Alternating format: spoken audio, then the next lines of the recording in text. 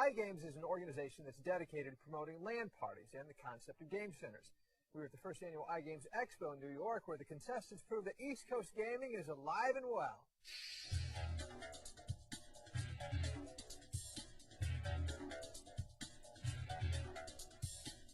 iGames is an organization of game centers across the country. We have over 500 members now, just in North America, and we're growing at a rate of more than 2x per year. So iGames Expo is really about showcasing the game center industry, and then also showing to the players what the game center industry is all about. We put together a Call of Duty tournament, which is actually this weekend featuring the top 3 professional Call of Duty teams in the country. We put together a Halo Xbox tournament, which also is featuring the top 2 Halo teams in the country. Overall, the initial reactions have been great because, everyone who comes in is, they said the kind of the same thing. Hey, New York has needed something like this. It's the first time the iGames Expo is, being held. It's a great event. The tournament's running really smoothly. It's awesome to finally see one of these types of events here in New York City, from New York. So to finally see something going on over here, it's great. It's a good event. It's good for gaming, and it's the media capital of the world. So it just validates what we're doing. I think it's a good turnout. I consider it's their first time they've done this. It shows that multiplayer games are the way forward, and people are gradually getting more and more interested in it. Some people say that gaming communities are out west. I tend to disagree. I mean, I've grown up on the East Coast my whole life, and I know it's huge here. Been to local tournaments here with 12, 16, 24, 32 teams. So to say that it's any bigger anywhere else other than New York, I think is just not true. I think this is, the only first or second of its kind in New York. And it makes sense. I mean, New York's a huge city, easy to get to. But most of these events generally tend to be centered on the West Coast. But, there are a large amount of people living on the East Coast who all play video games. The focus of iGames and the game centers is really to help take the interactive entertainment industry as a whole to be the number one form of entertainment, beyond music, beyond movies, and also lead the industry as a showcase like movie theaters are for the movie industry. We want that, game centers will become the showcase for the games industry as well. A few weeks ago, Patrick took the PS2 game Dog's Life on the road in order to get some expert opinions from people at the AKC Eukanuba National Championship. But it doesn't end there, because we also went to England and stopped in at the game's creator, Frontier Developments, for a behind-the-scenes look.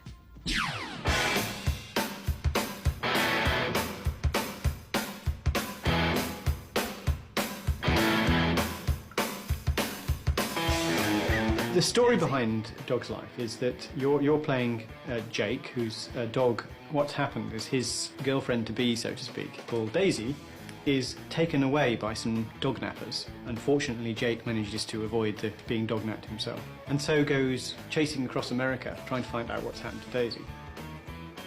He knows that he's got to rescue her, but he's still going to have a bit of fun, a bit of attitude. Very cheeky sort of dog. Loves to be mischievous and loves to help solve puzzles, but especially if they've got like a mischievous twist to them.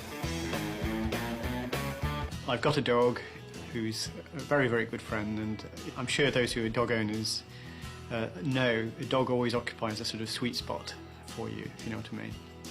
Especially if you've had a bad day at work, a dog welcomes you or whatever. I mean, I'm actually lucky enough to have a dog at work. My dog's name is Jem, and actually she is still featured in Dog's Life, but she was originally going to be, the main dog was called Jem. She's very sweet, very timid, and very afraid of strangers. Each of the dogs you control has various traits which are beneficial to the player. We start off with a little Chihuahua, and the Chihuahua is small, so it can get in through things like cat flaps. We've got dogs that can run fast, we've got dogs that can jump high. We've got a very wide range of dogs of different sizes, so they feel different as well when you control them. Oh my gosh, please don't hurt me, you terrible beast! Here, take this bone! As a result, we have to try and get inside the head of a dog and find out what are the dog's priorities. Because obviously humans would want to do different things, but dogs, they just like smells and things like that. Smell-o-vision, I think, is one of the main innovations of this game. Dogs are purported to see in black and white, but their smell is the most important thing. So what we've done is we've taken a sort of sepia colour view of the world and overlaid lots of brightly coloured things to indicate smells. What attracted me to it is seeing each world, almost, as I say, almost as two parallel worlds, where you see very different things as a dog, as a person. So that's one of the things I really liked about the game. Real good, Jake. We chose the points for various reasons. His colourings have got really good contrast, so when the dog moves, you can really see him animating, and it's just not all lost in solid colour. And then, really, I should admit to, is that we had to do a short-haired dog. We can't really render long-haired dogs on the PlayStation 2 yet, but that's for the sequel.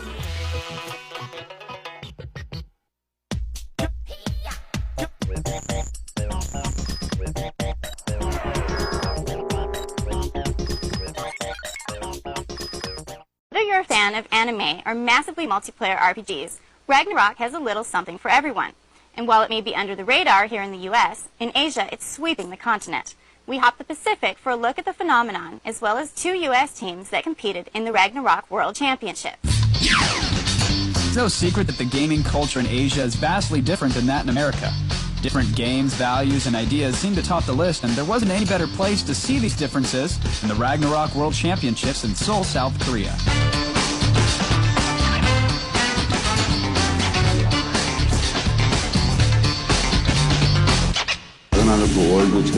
Ragnarok Online is a game that is being developed in Korea and serviced in 20 countries around the world. The biggest audience is mainly in Asia. Some of the countries where Ragnarok is the most dominant game, its market is Thailand or Taiwan and Japan, and of course Korea. Ragnarok is a community game. It offers cute characters with a fantasy world and storyline. People can meet each other through the game and even fall in love. We have seen many couples getting married who met through Ragnarok Online.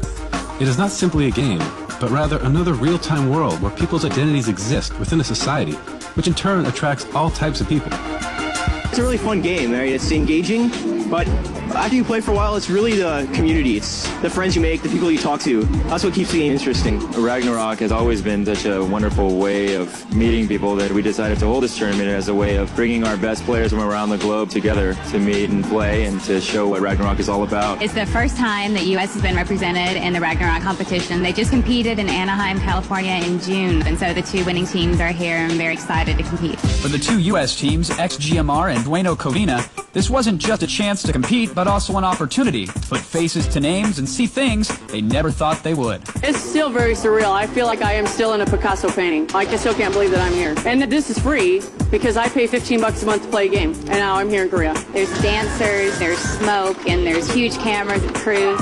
It's nothing like any gaming competition you see in the United States. 현장에서는 5번째 이후의 경기들이 진행되고 있었고요. While getting over the sheer enormity of the event, both teams had to settle in for a single elimination tournament that spanned 2 days with Team XGMR playing first. They play on separate servers, so they've never played against the Japanese, and they never played against most of these teams here, and so everything's pretty much unknown. Sometimes I feel like we're going to do really good because we have some good tactics, but I don't know what they got. I want to win, but even if we lose, it's still a really enjoyable experience. We are expecting to get through a few rounds at least. I don't think we'll get wiped out in the first round or anything. Their tactics were strong, but in the end, a couple of crucial errors against a solid Malaysian team sent the American champions packing. XGMR was a favorite when they came in. They are an incredibly skilled team, and there was talk that they could have possibly taken it. I felt we had a pretty strong beginning of the match, but we got overconfident in the middle because it was looking really good for us, and we started chasing after one of the characters, and we ended up getting separated, and the match sort of fell apart. We'll learn from our mistake. DC, the runner-up to XGMR at the U.S. Finals, had to wait until the second day to play. And after what happened to XGMR, they made sure to change some tactics. We were online like maybe 12 hours a day just talking about our strategies, which kind of got all thrown out the window yesterday when we watched everybody play. We were up till like 1 o'clock in the morning making up new strategies. I think everyone was really, really nervous at the start, and then after we kind of got into things, we calmed down and we just did our jobs. A first-round victory set up a showdown with the heavily favored Japanese team that also entailed a bit of controversy. Japan is one of the best teams here, one of the favorites to win. And they go up, and probably within 4 minutes, they had beaten Japan. Then they come back later, and it turns out that one of the Japanese players said that a set of his hotkeys weren't working. And so they did a total rematch, and the U.S. team, DC, beat them exactly the same. It was fun beating them the second time. I'm not going to lie, it was. The last match was up against Taiwan, and Taiwan apparently is an incredibly strong team. The rumor is they've been living together for 2 months and doing nothing but practicing. They're just a very tight team, and it shows in their gameplay. DC lost their wizard and then their priest, after which it was only a matter of time before they were eliminated by the Taiwanese team, who would then go on to be crowned world champions. They were a very, very, very good team. I have no shame losing to them because they're on a league of their own compared to us. And it was a really good experience, and it makes me want to play more and get as good as them, hopefully someday, maybe come back next year and have a rematch. You know what amazes me is this is an RPG, and they're getting all worked up. It's not, I mean, I could understand maybe Halo World Championships or QuakeCon, things like that, but... Well, not only that, it was nationally televised. I mean, like here in the States, we watch the Super Bowl, we watch the NBA championships. Here they have that. I think it's amazing. With Very the cool. fire and flames? Yeah, it was quite the spectacle. And the dancing girls. Don't forget the dancing girls. Absolutely. Well, we're not...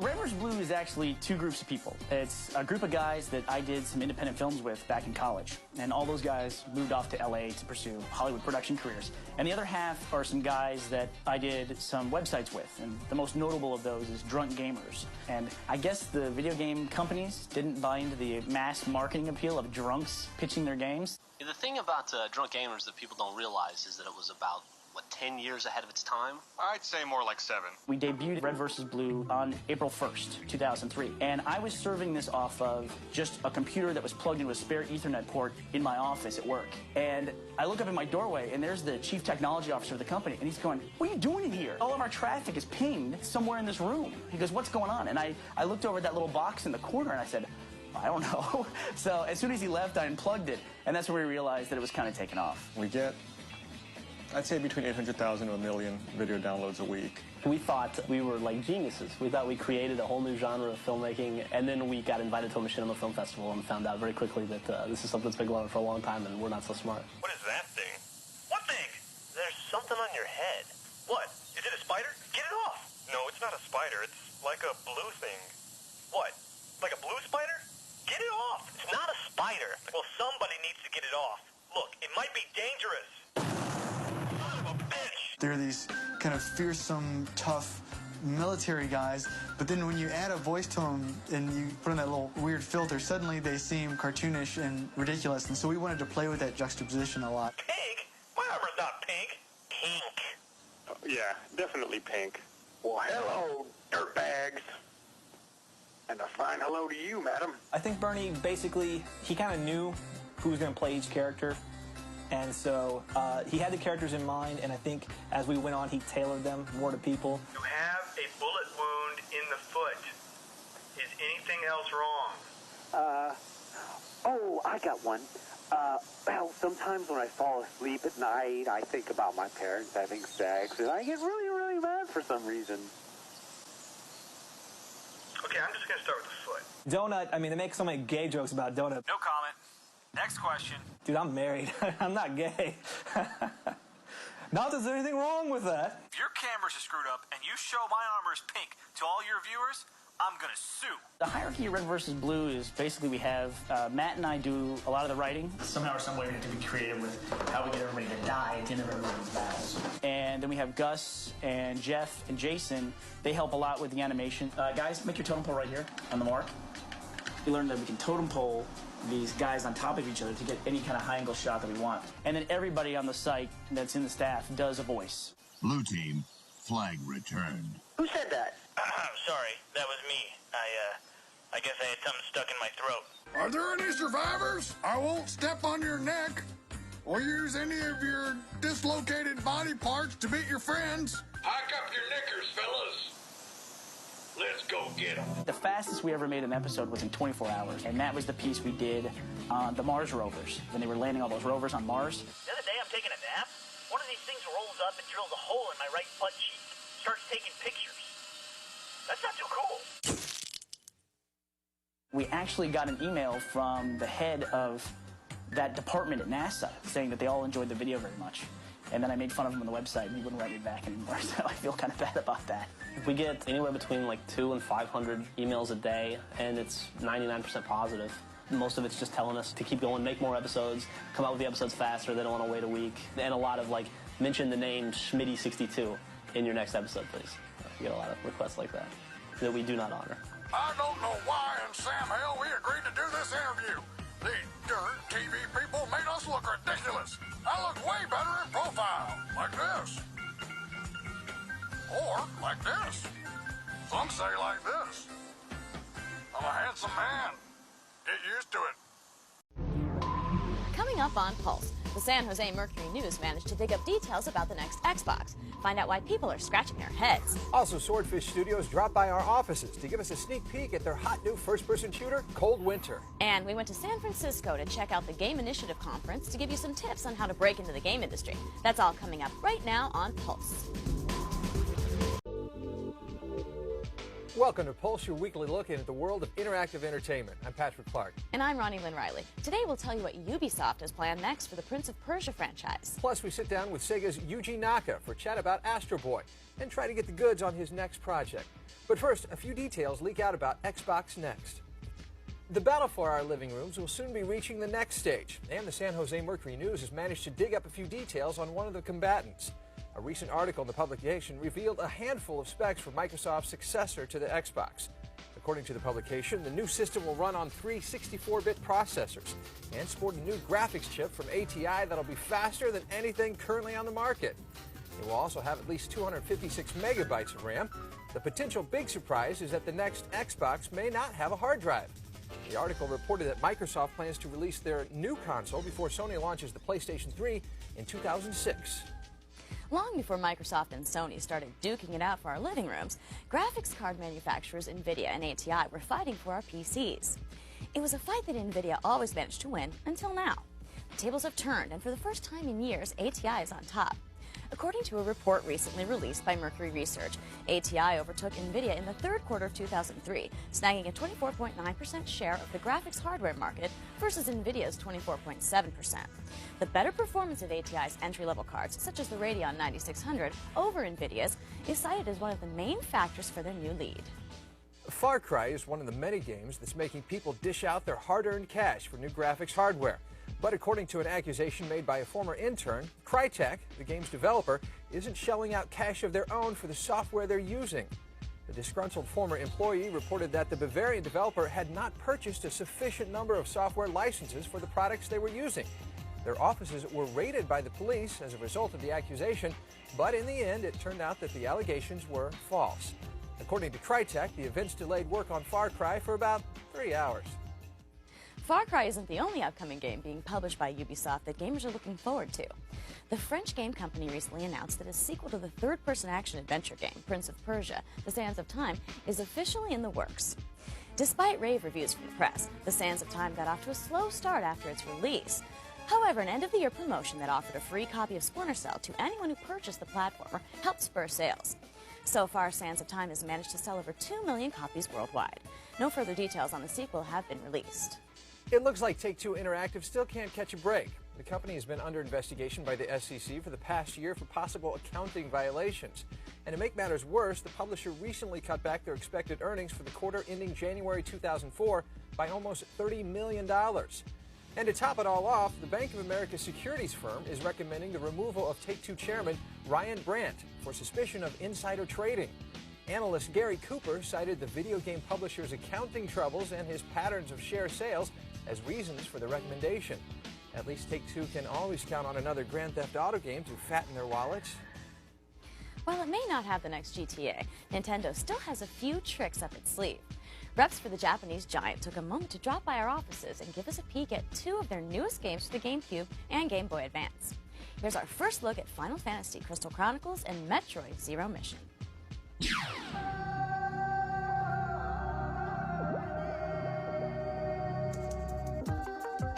The Final Fantasy franchise has been extremely popular basically for the last 2 decades. Final Fantasy Crystal Chronicles is a brand new adventure exclusive to the Nintendo GameCube. I would describe it as an adventure RPG. It's not the traditional RPG in the fact that there's no turn-based combat. It's all real-time combat, which I love. It's kind of like Zelda-esque where you control all the action on the screen 100% of the time. Another aspect that I absolutely love about the game, you can seamlessly switch from a one-player mode to multiplayer mode just by linking up your Game Boy Advance cable. It's a perfect game, for 1 or up to 4 players. One player on their Game Boy Advance screen might have an overworld map and kind of, guide everybody where to go. Another player might have an enemy listing map, kind of say, hey, there's an enemy right around the corner, watch out. Third player might have a treasure chest map, and the fourth player perhaps could have an enemy descriptor to kind of tell you weaknesses and strengths of certain enemies and bosses. And as a unit, you need to share and cooperate, that information among the 4 of you, basically to complete your tasks. All you need is a Nintendo GameCube Game Boy Advance cable, and you can actually get it free if you pre-order Final Fantasy Crystal Chronicles now.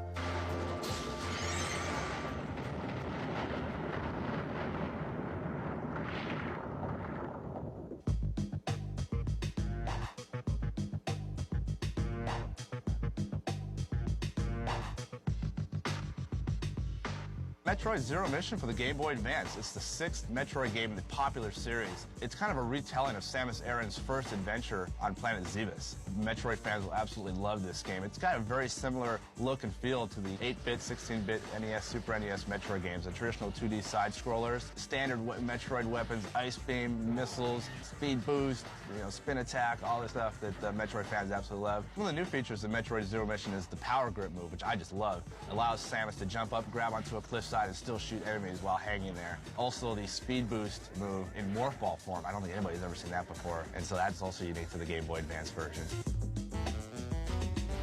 Yeah, back in the 80s when they had an 8-bit, NES, there was obviously limitations as to what they could do. The Game Boy Advance offers up a whole brand new perspective now, and again, once you unlock the original NES Metro, you can kind of compare and contrast the two to see what changes have been made. While the Chocobos have yet to make their first GameCube experience, there's plenty of other odd animals available for your choosing. Whether it's little green monsters or spiky-haired marsupials, we've got what you want in this week's EB Games Top 10 GameCube Games. Starting off this week's list isn't one game, it's a dozen. Pac-Man and 11 other classics in the Namco Museum. Up at number 9 is the game that shows you just how fragile those little Imperial TIE fighters really are. It's Star Wars Rogue Squadron 3 Rebel Strike. Luigi and his handy Poltergeist 3000 give Peter Venkman and company a run for their money. Luigi's Mansion is number 8. It looks like gamers just can't get enough of watching Mario beat the snot out of Pikachu. Super Smash Bros. Melee at number 7. Sitting pretty at number 6 is Need for Speed Underground. Just remember, you gotta buckle up when you live your life a virtual quarter-mile at a time. He may have the power to turn back time, but he just can't seem to keep his shirt on.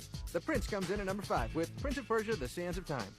When they're not busy saving Princess Peach, Mario and buddies are busy getting their groove on. At number 4, the multiplayer antics of Mario Party 5. Any game that lets you throw 40 yards behind the back passes deserves to be in the number 3 spot. That's right, we're talking about NFL Street. Mario pops up again at number 2. This time the plumber and his crew are tearing up the track and taking names in Mario Kart Double Dash. And at number 1 is a hero who doesn't need a kart to go fast. It's Sonic Heroes. A Sega game is the best-selling game on a Nintendo console? What is this world coming to? Coming up after the break, we'll take a look at Cold Winter, a first-person shooter that's wowing everyone with its advanced physics engine. And we'll sit down with Sega's Yuji Naka to get you the latest on his new game, Astro Boy. All that and more, only on Pulse. Coming up on Pulse, the most popular first-person shooter series of all time is headed to the silver screen. Plus, Intellivision lives. We'll look back at the classic console and the people who made it happen. And Unreal Tournament 2003 has landed. We've got all the info on the evolution of the series. That's all coming up right now on Pulse. Welcome to Pulse, your weekly look into the world of interactive entertainment. I'm ronilyn Riley. And I'm Patrick Clark. In today's show, we'll find out why chain frisbees are all the rage this fall because of a certain game called Rygar. Plus, it's the Rams versus the Dolphins in the 4th round of the Madden Challenge. We'll take you to our nation's capital for the highlights. But first, Hell on Earth is coming to the big screen. The dark world of the first-person shooter series Doom is the latest game to get the tap from Hollywood. According to The Hollywood Reporter, Warner Brothers and id Software, the makers of the game, are putting the final touches on a feature film deal. To ensure that Doom doesn't get caught in development hell, the deal is structured so that cameras will have to roll within 15 months, or else the rights go back to id Software. And in case you were looking forward to some good, healthy demon blood splatter on the screen, the studio is aiming for a heartwarming PG-13 rating. The people of Greece can once again look forward to actually playing the video game version of Doom. The country recently banned all electronic games in an attempt to curtail online gambling and electronic slot machines. Now the country's finance ministry has come to its senses and given video gaming a go, as long as it doesn't involve financial benefit. There's no money involved in EA's latest offer. They're sending out the call for people to test out the multiplayer mode of the upcoming game Command & Conquer Generals. Sign-ups will be held at generals.ea.com on October 10th at midnight. If you get in within the first 24 hours, you could be one of the lucky 3,000 gamers who get to join the war early. More details have been released on the upcoming Legend of Zelda game. You'll be able to link up your Game Boy Advance to your GameCube and activate something called Tingle Seaver. What? Using the Tingle Seaver, you'll be able to control a character named Tingle with the GBA controller and unlock new areas of the game. It's all part of Nintendo's big thing they call connectivity. The Zelda series has been around since the days of 8-bit, competing against other Nintendo favorites like Ragnarok. The hero with the chain frisbee gadget has been on the top of gamers' whatever happened to list. Well, now there's an answer in the form of Ragnarok for the PS2.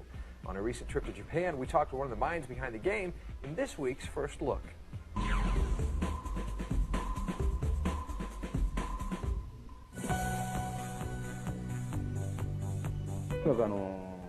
In general, Ragnarok is a spectacular action-adventure game. It's very difficult to express in one word, but it's a game where you feel excited once you hold the controller. The background is a Greco-Roman story, so it starts there. The story is based on Argos Island, taking place after the collapse of the Roman Empire. There's a Princess Harmonia, and it starts with her being kidnapped. Your main goal is to get her back, but there are all these monsters and gods and other elements that come out. The names of the characters and the enemies come from real mythology, but we've combined some of the stories and settings with our original ideas. 16 years ago, Ragnarok was in the arcade and on the Nintendo system, and we've used the same title, but while remaking it, we created something completely new, and we can satisfy the old fans as well. The key weapon will be the disc armor. First of all, it's a weapon, and second of all, it's a defense mechanism, and third, it can be used for transportation. You grasp something on the high wall, and the chain will come out so you can climb the wall. If there's a floating object in the sky, you can move like Tarzan to each object. I always liked Greco-Roman mythology. It's different from reality. It just feels good when you're the hero, and I wanted to show that in the game. From the people that brought you the Turok name change comes the latest flavor in Madman marketing, speeding payoffs. Acclaim is at it again, this time with a UK promotion for its game Burnout 2 that lets speeders get off scot-free. Acclaim has said that it will refund the fines of anyone caught speeding on October 11th, the day the game is released in the UK. While gamers may be applauding, the Department of Transport isn't so happy, saying that promotion is actually encouraging people to drive recklessly. Acclaim has responded that it's not condoning speeding, it's simply easing the financial pain a bit. Huh, that's all right. It'd be nice if they could pay for your day off so you could play more video games. Right, or maybe they could just subsidize all snacks eaten while playing games. Yeah, what will they think of next? All right. Well, not all game companies have to go to such extreme lengths to get gamers to pick up their new titles. Some of the games feature familiar faces, and the gaming public is responding. We've got the top video game pre-orders for the holiday season in this week's EB Games Top 10. At 10, it's back to the red dots in Contra Advance for the Game Boy Advance. At 9, the Legends of Wrestling duke it out in the green ring of the Xbox. Tony Hawk's got an army of skaters ready to play his fourth adventure at number 8. Steel Battalion comes in at number 7 for the Xbox. Don't forget to bring a trailer to take home the controller. It's basketball season again with NBA 2K3 for the PS2 in at number 6. At 5, NBA Live 2003 brings you pro basketball, real teams, and a little rapper named Fabulous. The Mech Warrior 4 expansion brings out PC Mercenaries at number 4. The fans have spoken. They've pre-ordered, and now the Xbox has hit a three-pointer with NBA 2K3. At number 2, it's the latest chunk of online real estate, EverQuest, Planes of Power for the PC. And at number 1, it's the sunny skies and seedy underbelly of Grand Theft Auto, Vice City for the PS2. There's still more to come in this edition of Pulse. After the break, it's the history of getting sneaky. We'll take a look back at the very first video game Easter egg. Plus, we'll find out how a group of classic game designers brought Intellivision to life. All that and more, only on Pulse.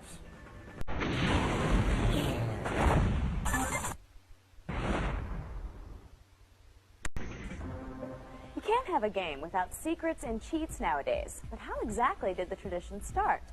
On the most recent episode of Cheat, Pringle's Gamer's Guide, host Corey Rouse dug deep to find out about the first Easter egg ever to appear in a video game. Do the words magic dot mean anything to you? Set the Wayback Machine for 1979, back when the Atari 2600 was the console king, and the game Adventure was the era's Uber game. For you younger gamers, just imagine how big Final Fantasy X is today, and you get the idea. Designed by Warren Robinette, Adventure broke the video game mold at the time. Well, I was inspired by the original text adventure game that was done by Don Woods and Willie Crowther. I was really excited by that idea of a big network of rooms and objects that you could explore through and pick up objects and carry them around and had some monsters in it. I wanted to try and do that as a video game. My boss told me it was impossible, don't do it. Robinette didn't listen and made the game anyway. Adventure went on to be one of the biggest games for the Atari 2600. But Robinette hid a secret within the game along with his dragons. Gamers today are rewarded with movie-style credits when they beat games. In the 70s, Atari did not allow their programmers to have on-screen credit for their creations. Well, they wanted to keep us down. You know, writers get their names on the book, right? Musicians who write a song get their name on the album or the CD. Well, I was proud of that game, but I was proud of it, and I wanted to put my name on it. Robinette hid a tiny dot in a secret room.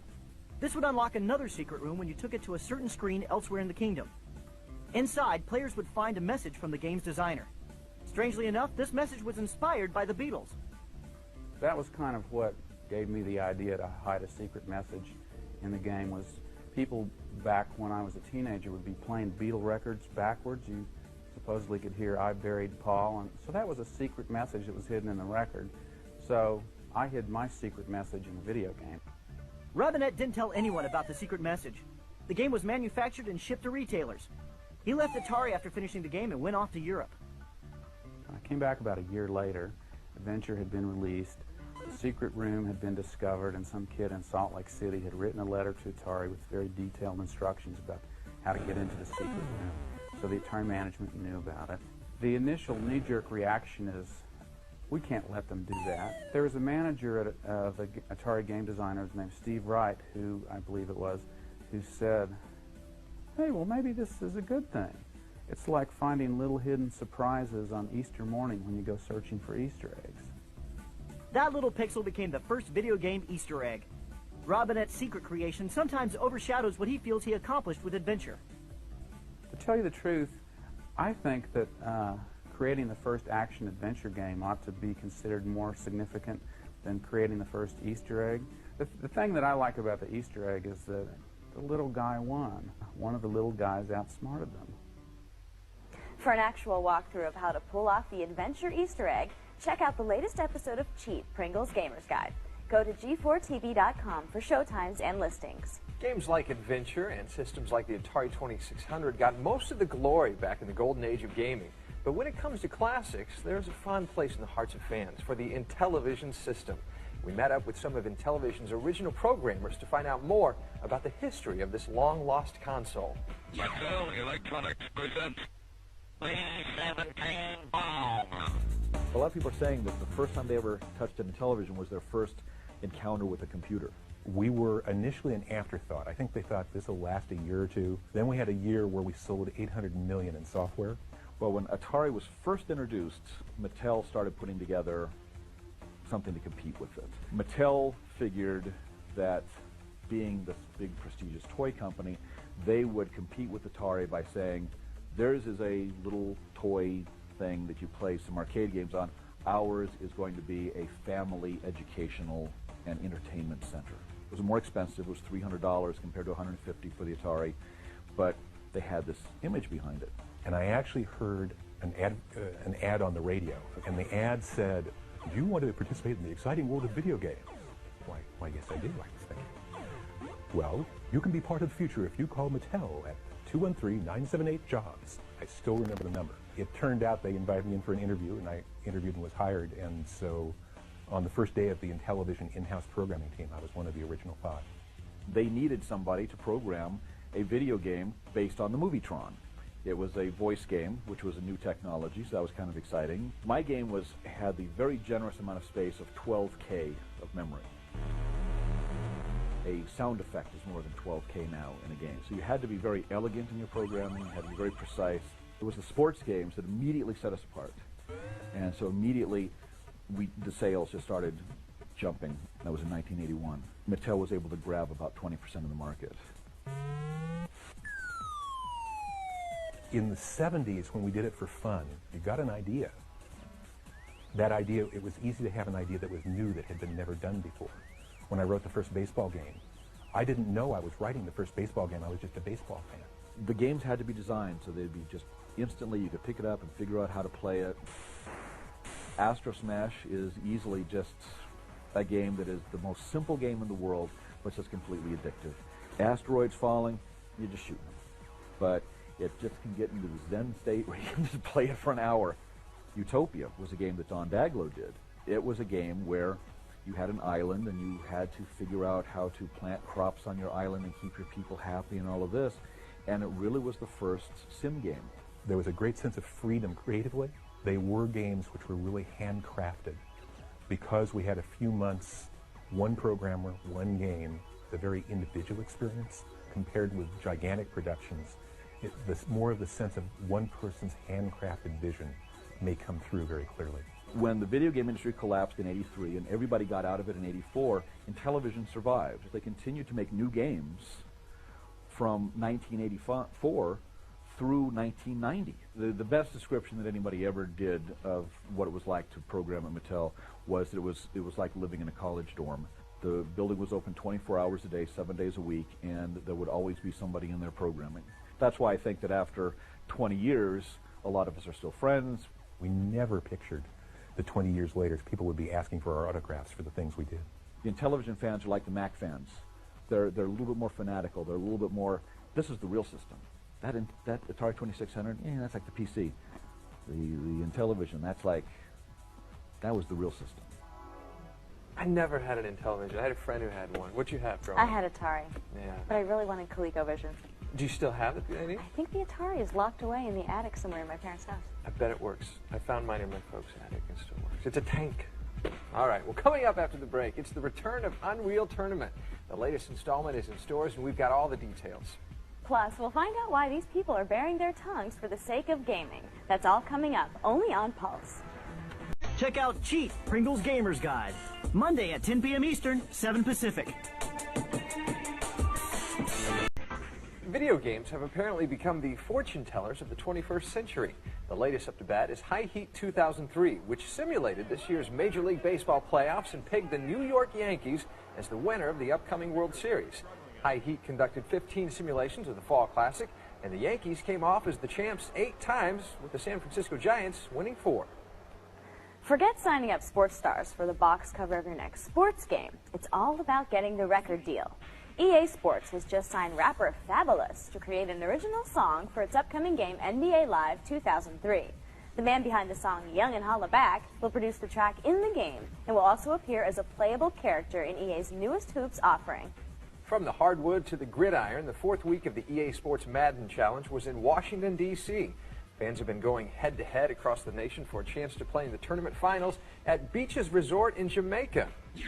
Madden fans from the nation's capital gathered this week at historic Union Station for a chance to take on the other regional winners at Beaches Resort in Jamaica. Competition was tight, but in the end, only Kai Free and Roosevelt Washington had what it took to get to the finals. Kai's Miami Dolphins took control early as Ricky Williams took this second quarter handoff and spun his way 90 yards to the 1-yard line. Rob Conrad punches it in for the early lead. Try as they could, Roosevelt's Rams were powerless to stop the Dolphin rushing attack as Mr. Williams barges in to put Miami up 13-0 at half. In the third, the Rams defense finally put some pressure on Jay Fiedler and picks off this pass in the red zone, setting up a potential score. But on the next play, Kurt Warner gets crunched and delivers this Christmas present to Derek Rogers, killing the Rams' momentum. With time running out, Roosevelt mounts a desperate drive and scores on this Torrey Holt TD to get within 3 points. But it was too little too late. The Dolphins recover the onside attempt to end the game and send Kai free to Jamaica. I feel good. I feel real good. I'm a 20-tested veteran, and it's finally paying off in 2003. Should have took the points early in the game. I tried to get greedy, and it cost me. Competition here was good. It was good competition. But the last guy, he can run the ball. I'll give him that.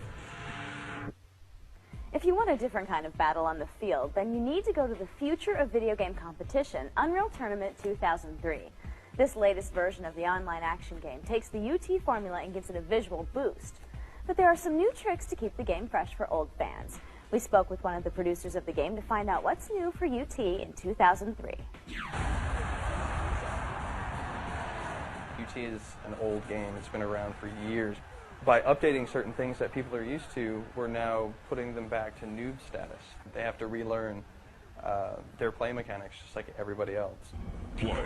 Most standard first-person shooters are, even UT, was jump, dodge, run. With 2003, the mutator system that we have in place, the adrenaline combos, the double jumping, the dodge, off the wall, it's all geared towards faster movement. The jumping increases when you have your speed boost on, so you can do higher wall jumps. There are certain maps where you can just run around the level and not even touch the ground if you have enough skill. The maps are definitely much larger in size than they were in UT, which brings in that whole team play element again. There are more areas to control, to defend, and move through and coordinate with your teammates. Red team on offense. From bombing run, where the goal is to actually grab the ball and run into the enemy base and score in their goal. Once you have the bomb, you have no means of defense, no weapons. You're completely relying on your teammates to cover you as you go through. Blue team score. It takes away the I am the king, I am the one-man show when you play. The two new weapons are the ion cannon, which is a orbiting satellite targeted based system. You have a tag rifle that you can mark a spot on the map, and a satellite overhead will drop this large nuclear blast. And one of the other guns is the link gun. With the link gun, you can link up to 3 of your teammates to actually produce a larger, more powerful weapon. Unreal has always been the showcase for the latest and greatest. And this was no different with the arrival of the GeForce 4, and there really haven't been many full, good games that have taken advantage of the hardware. I would say that we're probably right up there as being the ones really pushing what the GeForce 4 can do. There are no canned death animations. It's ragdoll physics. You see your teammate fly across the screen and ricochet off a wall. It's all 100% based off of the geometry in the levels. Championship was actually the brainchild for both games, really. And then we decided that we wanted to do a PC SKU. The new things going into Championship won't be found in 2003, so I'm not going to tell you what they are, but there's some pretty cool things that we're doing for Championship. We didn't just take UT, slap a new coat of paint on it, and try and make more cash by calling it 2003. It is a new game. It's very much like the original, but it has to be its own entity, and that's what we tried to do. If fragging isn't your kind of competition, maybe you would have had much more fun in Lizard Lick, North Carolina last week. That's where Nintendo held its first Clash of the Tongues competition. It was a celebration of the recent Game Boy Advance release of Yoshi's Island. But there was so much more, Ronilyn. Oh boy. Besides the appearance of Yoshi himself, Nintendo decided to risk the germs and allow people to let their tongues do the talking. People licked everything from their own socks to floor mats to lizards themselves. Prizes were awarded for skills like the lengthiest lick and the most imaginative lick. But my personal award goes to Joey Woods, who won for most daring lick by eating canned lizards with hot sauce out of his wife's armpit. I think that goes beyond the contractual obligations of matrimony, Mr. Woods. What just happened? Okay, that is clearly a sign of the apocalypse. I think so. In game announcements, you can enjoy the tongue-free antics of the Mad Magazine classic Spy vs. Spy. TDK Media Active has picked up the rights to bring the duo to games. Also coming from the comic page to the console is Bulletproof Monk. The underground comic is being given the big screen treatment, and Empire Interactive is handling the video game version. Also on its way is Galador, Defenders of the Outer Dimension for the Game Boy Advance. It's based on the cartoon of the same name and will actually interact with the toys from the show. In new releases, it's the PS2 platformer Sly Cooper, which has snuck onto store shelves. You play as Cooper, a raccoon who comes from a long line of master thieves. You must use your skills to recover the pages of your family's legendary journal, the Thievius Raccoonus. Hat tricks are on the way with NHL 2003 for the Xbox. All your favorite hockey teams are in the game, as well as a new geek system that lets you get past the competition. Out on the 8th is Blinks the Time Sweeper for the Xbox. You'll use time as your personal plaything. Rewind, fast forward, pause, and record time to get through some tough levels. Wild Arms 3 hits the PS2 on the 8th as well. The latest game in this RPG series goes cartoony with some cel-shaded graphics, but keeps the adventure gameplay intact. That's it for this week's show. For Patrick Clark, I'm Ronilyn Riley. We'll see you next week on Pulse. We went to the city of brotherly love to show some love to the industry's pioneers. Plus, we're headed back to the Designer's Corner and the Dice Summit to get the experts' take on sequels. And I went to the Museum of Natural History in search of dinosaurs and the latest Jurassic Park game. It's all coming up right now on Pulse. I'm Ronilyn Riley. And I'm Patrick Clark. Today we'll get more details on that deal that Activision and Valve announced at last week's press event. Plus, we'll tell you how Nintendo is helping to make the GameCube more attractive to developers. But first, is Midway calling it quits for Blitz and Hits, or is the company just going more mainstream? Midway has always been known for its series of over-the-top sports games, dating back to 1993's NBA Jam, and continuing today with MLB Slugfest, NHL Hits, and NFL Blitz. The game appeals to both sports fans and non-sports fans alike, but apparently Midway feels it's time for a change. Perhaps in an effort to compete with Electronic Arts' roster of realistic sports titles, Midway has announced NFL Blitz Pro and NHL Hits Pro. Both games will feature more traditional gameplay, although Midway claims that they will still retain the edge of the previous titles in both series. It's worth noting that the NFL has voiced its displeasure with Blitz's glorification of violence. With a shift in focus from late hits, cheap shots, and superhuman skills to more realistic sports action, is Midway confident that its designers can come up with something unique? Or are they feeling the heat from the NFL? Let's find out what gamers think about the bone-crushing action in Midway's sports titles in this week's Players Pulse. NFL Blitz is one of my favorite, and which they also make hits. 2004 was one of my favorite games. We all get into it, so I mean we have big games and big tournaments over it, and it's just, again, everybody just gets wild on it. A lot of fun playing that way, and fantasizing about jacking people up like that. Me and my two oldest boys play it all the time, and we have a blast out of it.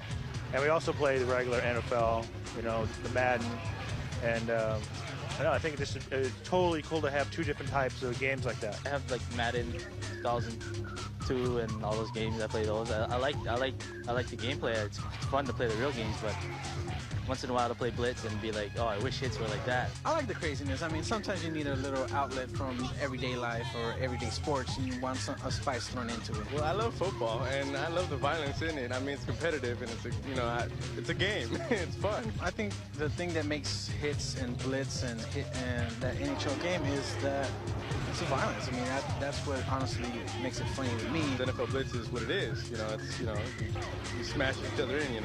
Elbow here, elbow there. Just fling them and just smash the shit out. I guess. I mean, that's what made me buy the game.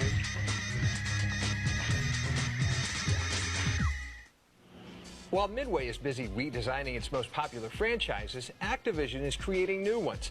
The company has formed a new umbrella brand to be known as Call of Duty. As the name suggests, the multi-platform action titles will center on various wars of the 20th century. The first games in the series will focus on World War II and are being developed by Infinity Ward Studios, which is made up of 22 former members of EA's Medal of Honor team. On a related note, April 9th's Daily Variety reports that EA recently settled a lawsuit against Spark Entertainment, a company also made up of former Medal of Honor developers who were accused of stealing creative assets and source code for use in a game for a competing publisher. Activision's interest in World War II has grown by leaps and bounds recently. As last week we reported that Activision and Valve had formed a multi-game partnership and that Day of Defeat would be the first title to be released under the agreement. We were on the scene at the official announcement, so let's take a look at what we can expect from the commercial version of DoD.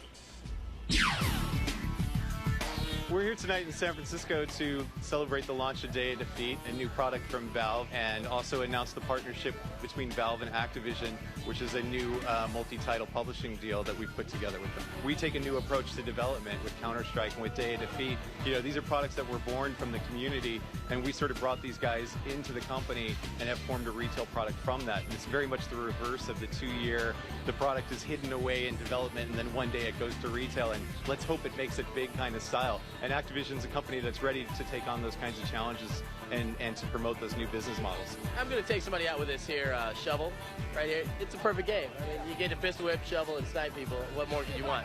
So, yeah, we're loving it. As Activision readies itself to blow the competition away, Nintendo is doing all it can to avoid raising the white flag. Sagging sales of GameCube consoles have third-party developers looking around nervously for the exit door. But Nintendo is making a bold move to keep them at the party.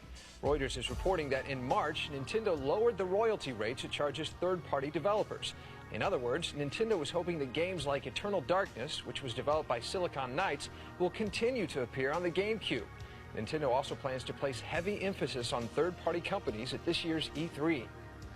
Even though Nintendo trimmed its royalty fees last month, it doesn't appear to have bolstered Capcom's confidence in the GameCube. Japan's Nikkei Business Daily is reporting that Capcom is reevaluating its commitment to Nintendo's console.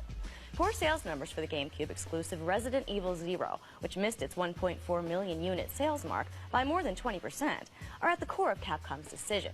While Resident Evil 4 will still be a GameCube exclusive, future installments in the series will appear on multiple platforms. So Resident Evil hasn't lived up to its GameCube expectations, but that doesn't mean all hope is lost for Nintendo. They still have the Wind Waker holding down the fort, don't they? Or is Link down for the count? Let's take a look at this week's EB Games Top 10 overall and find out.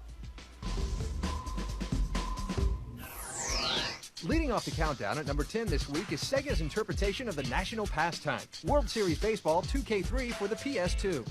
Stealth, throwing stars, and an all-black wardrobe. That's all you need to be the ultimate ninja, and Tenchu, Wrath of Heaven for the PS2, which sneaks in at number 9. The world of MMORPGs just got a little bigger, thanks to Shadowbane for the PC, which claims the number 8 slot. At number 7, it's not Married by America, but it is the strange union of urban music and underground wrestling in Def Jam Vendetta for the GameCube. Sliding in at number 6 is EA's revamped version of Kevin Costner's favorite sport, MVP Baseball 2003 for the PS2. Coming in at number 5 is the latest jewel in Nintendo's handheld crown, Pokemon Sapphire for the Game Boy Advance. And at number 4 is the other latest jewel in Nintendo's handheld crown, Pokemon Ruby, also for the Game Boy Advance.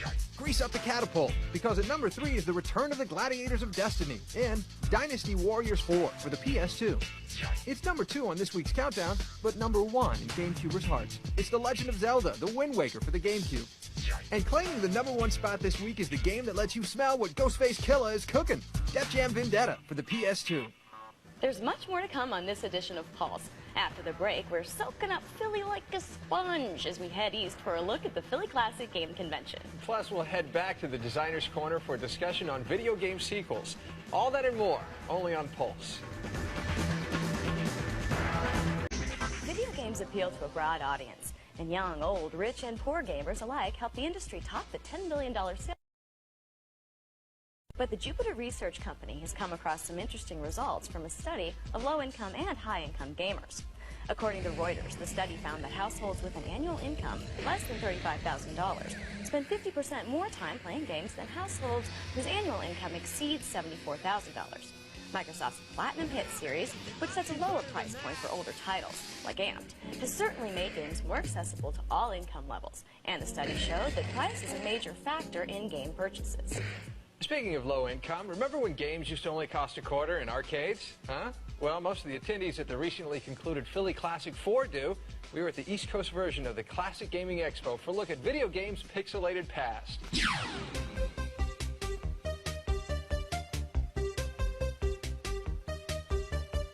The Philly Classic Gaming Expo is a bonanza of gaming goodness. Everything from 1970 to 2003, from Atari to Xbox. That's sort of the tagline of our show. And the main components are, we have tons of arcade games and home console games set on free play. We call it a celebration of gaming goodness. If you want to play classic 80s, this is where to come. When someone walks into Philly Classic, probably the first thing they will not so much see, but hear is all kinds of Gronk, beep, zap, and all the classic video game sound.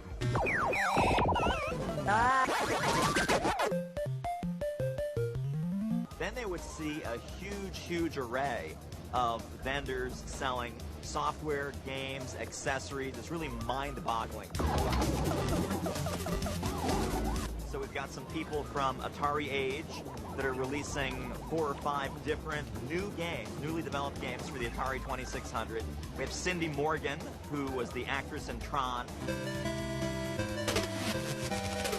On my phone, I still have Space Invaders, and I play it on the subway in New York because the subway will make you crazy if you haven't got something to do.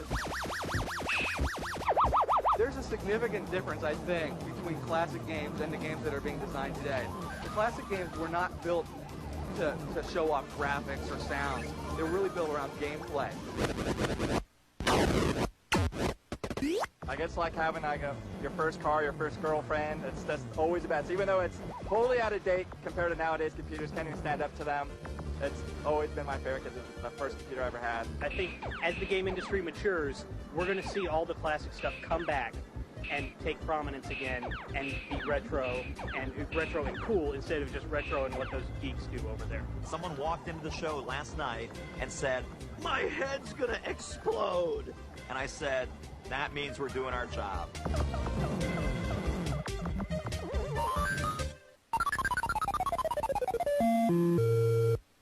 While it may not be as old as that guy dressed as Pitfall Harry, the Quake series has shown it has big-time staying power. Case in point, QuakeCon. The annual pilgrimage gives Quakers from all over the world a chance to come together and celebrate their love of the game and get a few frags in while they're at it. So break out your calendar and reserve the weekend of August 14th through the 17th, because who doesn't want to spend a weekend in Texas in the dead of summer?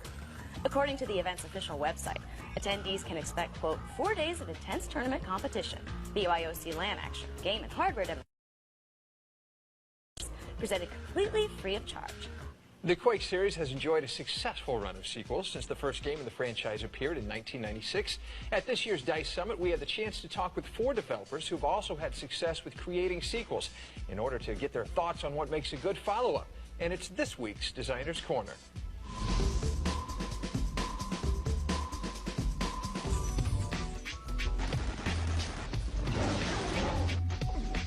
During development of any game, there's a list of things that you want to include in the game, and sometimes you run out of time, and that's the list you pull out when you start thinking about a sequel. If you look at, summer blockbusters, they're, by and large, it seems to be filled with many, many sequels, and, the upcoming Harry Potter films, Lord of the Rings, Part 3, everything. In the gaming industry, it's not that different in that area. I mean, people want familiarity to some extent. And I think if you go to a publisher and you say, okay, you can have, Harry Potter or what's behind door number 2, the publisher is always going to go with the safer bet. The lack of sequels would be the lack of innovation in our industry. That's exactly the opposite of what probably everyone else out here thinks. But if you didn't have sequels, publishers could not finance new characters, new ideas, new games, because you don't make that much money. You can, but you usually don't make that much money on the first one. It's the second one, when it's cheaper, faster, quicker, easier to do, that you make the money. We tried to come up with universes that we could expand on if we needed it. I mean, we took the same approach in that we wanted to make a really good game and not worry about what might happen after that particular game. But at the same time, if it does well, like in the Spyro universe, we can take it and off into different directions, maybe still keep the same art style. We wanted to make sure that it was open-ended enough that we could build the franchise and continue it. There's a lot of people who've just picked up Frontline or Allied Assault don't even realize that the PlayStation 1 games existed. That's something for us to definitely pay attention to, is always create a new experience and not think of it as a continuation of the prior games. It's actually making a whole new game every time. Obviously, there are a lot of financial gains involved. If you can do a sequel which plays upon which takes advantage of the character recognition, there is less marketing that you have to do to ensure success of the game. I mean, for instance, Sony has spent millions of dollars trying to get Ratchet & Clank out in the public eye. So if we were to ever do a sequel, then fortunately, there'll already be this knowledge base. People would know who Ratchet is. There's a balance there of figuring out, what your game is, what your game's all about, and what everybody is currently playing and what's hot. And to go back to the Tomb Raider example, to go back to look at what's happening with the new Zelda, there are stealth elements in the new Zelda, because stealth, Splinter Cell and these kinds of games. I mean, right now it's one of the things that gamers really seem to like kind of dig into. Lara Croft is now peeking around a corner like Solid Snake.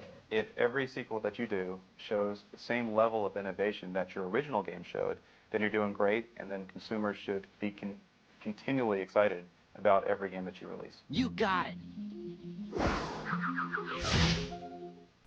Coming up after the break, Microsoft is undertaking a quest of epic proportions as it begins its search for Halo's biggest fan. Plus, I'm not a scientist, but I play one on TV. And what better way to check out the new Jurassic Park game? It's coming up, only on Pulse. Giving up. Ryu lands a major hit on Kyo. The pressure is on. Arena, tomorrow at 11 p.m., powered by the Intel Pentium 4 processor. Do you have a friend who just won't shut up about how much she loves Halo? Well, now you can tell her to put her money where her mouth is, because Microsoft has begun its search for America's biggest Halo fan. From now until April 21st, Halo lovers can submit an original and creative video that demonstrates why they're America's biggest Halo fanatic. One lucky winner will be credited in Halo PC, get a poster signed by members of Bungie Studios, and of course be crowned as America's biggest Halo fan. No word on if Fox is scheduling a reality TV series based on the event. America's biggest Halo fan isn't the only thing Microsoft is looking for, though. The company is also trying to figure out what to do when Xbox Live celebrates its first birthday, which is when a lot of subscriptions expire. Everyone who paid $50 for the Xbox Live starter kit also received a one-year subscription to the service. But when November comes around, some MechaSolid fans will have to pony up again.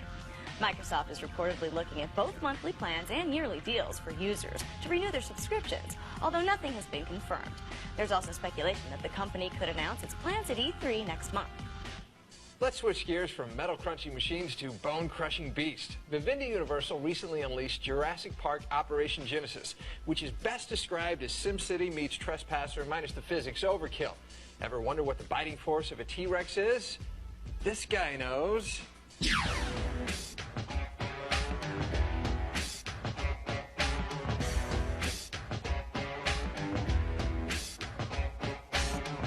It's safe to say that Robert Spellman digs history. Now, this bone has been buried for 66 million years. It's in pretty good condition. But once it's exposed to the air, it'll actually begin to disintegrate. So we have various types of glues that we put on top of it to actually protect it. We've actually treated the surface right here. Spellman is an educator with the Natural History Museum in Los Angeles. What you're looking at here is a very young tyrannosaur, for lack of a better term, a teenager. And this is all we found of it. And you can see this top bone in the skull here and part of the cranium. You ever see that movie, I Was a Teenage Dinosaur? No, you know what? I skipped that. Yeah, I did skip that. But he doesn't skip any facts when it comes to fossils, which is why we asked the expert about all things extinct in Vivendi's Jurassic Park Operation Genesis. You feel the game and the movies get it correct, get it right? Put it this way, no one can prove them wrong. No human has ever seen a living dinosaur with the exception of a bird. In the game, much like the movie, you're trying to build a theme park featuring dinosaurs. But before you can begin, you first must find some dino DNA encased in amber. It is possible to get DNA out of insects encased in amber. There's an example where they found a bee encased in amber. They extracted the stomach contents from the bee, and inside were bacteria, and they were actually brought back to life. These are bacteria that were well over 30 million years old, but there's a vast difference between reviving a bacteria and bringing a tyrannosaur back to life. I asked Dr. Spellman if he had actually created a live T-Rex and was hiding it in the museum. Thank goodness there are no T-Rexes around, because it wouldn't be pretty. We've calculated the biting force of this animal at 15,000 pounds per square inch. You take three of the biggest SUVs, you pile them on top of one another, you have the bottom one drive over your toe balanced on one wheel. That's the biting force of this animal. You'll notice in the jaw here, the bottom jaw is not fused, so it can splay out at an angle like that, and it certainly could have, well, it would have been powerful enough to cut a human in half. I have a friend, let's say it's me, who's scared of dinosaurs coming back. Could that happen?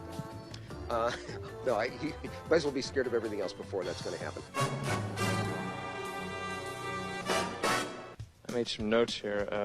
So something like this is not going to take place? Yes, it is, actually. No, it's not going to take place. That seems highly unlikely. But in Jurassic Park the game, you can make anything take place that you want. Give your T-Rex a tasty treat? Go right ahead. Take your chopper for a spin to see your surroundings? By all means. Or just mix and match your herbivores and carnivores. It's up to you to find out what combinations are great, or even dynamite. Are there dinosaurs you would never want to mix in real life? You wouldn't want to put specific ones together? Yeah, I wouldn't put a tyrannosaur with a long neck dinosaur or sauropod. I think that would be no contest, as we say. They wouldn't stand a chance. Oh, we thought we'd just see about that. He was right. We have a long-necked dinosaur, also known as a sauropod, and these were shown in Jurassic Park. In the first movie, we had brachiosaurs. This is the animal that reached high in the tree and sneezed in a little girl's face. The way we have it depicted here is about as high as it could ever raise its neck. You think about it, if the animal raised its neck, the head would be 35, 40 foot up in the air. You'd have to pump the blood up there. Well, you'd have to have a heart inside your chest here that would weigh 4,000 pounds. There's not enough room in there for that. So that leaves you with the question, why did it have such a long neck? And the answer is, I haven't the foggiest idea. And the feared velociraptors? Well, they're not exactly as they should be. In the movie, they were portrayed as an animal about your size, but in reality, a velociraptor had a head this big, and the animal was about the size of a Doberman. It was about that high and about 5 foot long. Whether the portrayal is accurate or not, that's not the important part. Again, if you want to learn about dinosaurs, you come to the Natural History Museum and you talk to us, and we'll give you the very latest information that you probably can't get anywhere else. So thankfully, we won't see live dinosaurs for a while, but the museum is the next best thing. And who knows, it might just improve your game with Vivendi's new Jurassic Park Operation Genesis. In game announcements, JC Entertainment is set to take gamers to an alternate Old West with Priest. This online RPG takes place in what JC calls, quote, a twisted Lovecraftian vision of the American Wild West. This unique game of cowboys and zombies is set to mosey onto the PC later this year. In new releases, the future of law enforcement is now, as RoboCop has found its, or is it his, way to the Xbox. Inspired by the 1987 movie of the same name, you'll take on the role of the Uber officer as he tries to fulfill his prime directives, serve the public trust, protect the innocent, and uphold the law. After a nice Canadian vacation, everyone's favorite Metal Clock hero returns in X2 Wolverine's Revenge. This third-person action game will reunite Wolverine with some of his greatest allies and most hated enemies on April 16th. That's all for today's edition of the show. If you've got something to say about today's stories, be sure to head to our website at g4tv.com/pulse and send us an email or join our message boards. As we head out today, we're going back to the Natural History Museum because we can, and also because you can never be too prepared when it comes to being ready for a dinosaur invasion. Here's much more from our favorite educator, Robert Spellman. For Patrick Clark, I'm ronilyn Riley. We'll see you next week on Pulse. Coming up on this special edition of Pulse, we went to Midway Games in Northern California to find out what it takes to get a job in the video game industry. Plus, we headed to Seattle for an inside look at DigiPen, the world's first video game university. Whether it's a programmer, tester, or artist, we'll show you what you need to do to get your foot in the door. That's all coming up right now. Welcome to Pulse, your weekly look into the world of interactive entertainment. I'm ronilyn Riley. And I'm Patrick Clark. So you want a job in the video game industry? Well, it's not as hard as you think it is. We'll sit down with the author of Get in the Game, the how-to book for starting a career in the industry. But first, find out everything you wanted to know about working in games, but were afraid to ask. We've all seen and played plenty of games, but have you ever thought about what happens before the game ends up in your hands?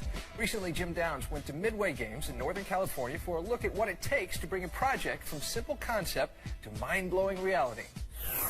Thanks, guys. This is Midway, the company responsible for bringing you games like NFL Blitz and Mortal Kombat. They're also hard at work on the upcoming Dr. Mudo. We're here today to meet the game's creators, as well as take a look at the jobs that make game creation possible. Now, everybody wants to be the next Miyamoto, but it's a long road to the top. And for many, that journey begins as a tester. I am a senior product analyst for Midway Games West. I'm afraid you can't do that, Doctor. We do all the dirty work around here as far as making these games fun. There's a lot of things that people don't see behind the scenes, and that's what we're responsible for. I don't really play games for work. It's more of a real test procedure. There's a format, a test plan, and there's a lot of things that you have to do in order to make sure that it's a complete game. I wish I could just sit there and play, but that's really just scratching the surface. We're looking for design issues, art issues, programming errors, crashes, levels, things that are really out of the ordinary that are going to prevent the user, the consumer, from actually playing it and being successful. There's a switch that's supposed to activate something, and it's not doing that. They need to know why, and if it doesn't make sense to them, you have to actually explain that to them as to why it doesn't work. That's happened like deep into the project where everything is supposed to be, somewhat stable, and you find something crazy, and I can be real hectic. They're not too happy about that when you have to go and report that to the person. You don't usually get a smile out of the programmer that you have to report that to. But for the most part, that's our job, And so we're always finding new stuff and trying to make crazy things happen. It's hard to actually describe, art flaws or design flaws, programming issues. People don't understand what that actually means when they're writing it down step by step. So the ones that do recognize that type of thing and they pick it up really fast, those are the ones that you realize, okay, this guy might have potential to do this thing well. Usually the guys that go back to the Genesis and 8-bit Nintendo days are the guys that you want to have on the team. The guys that understand, where games originated from. It's definitely a long, long day. It possibly could go from anywhere from 12 to 24 hours. I mean, we actually had to spend the night at our desk. I just came in and tried to get a job. It was just kind of like a fluke thing. I never thought that it would be up to this. It's like all the time that you put in for it, all the time that you sat there going through this stuff, and it's just like, geez, when is this going to be over? It's worth it. For the most part, it all works out at the end, and that's what the I want to say the reward is of putting out a good game. If you pay your dues as a tester, your hard work might give you a leg up at the company and land you in the role of designer.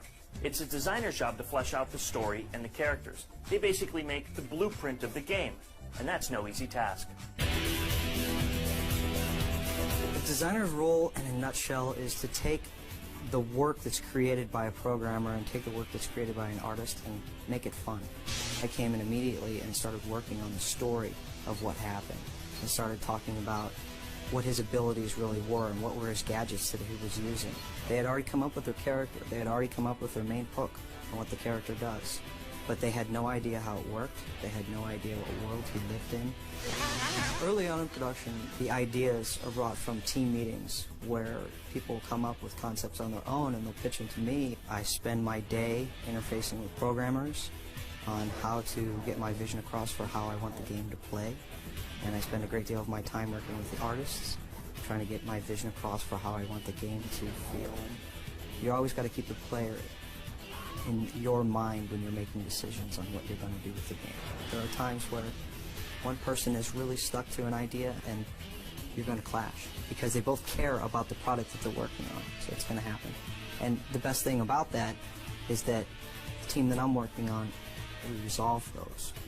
My job in itself is not to come up with everything, but to take everything that everybody does come up with on our team and put it together into one thing.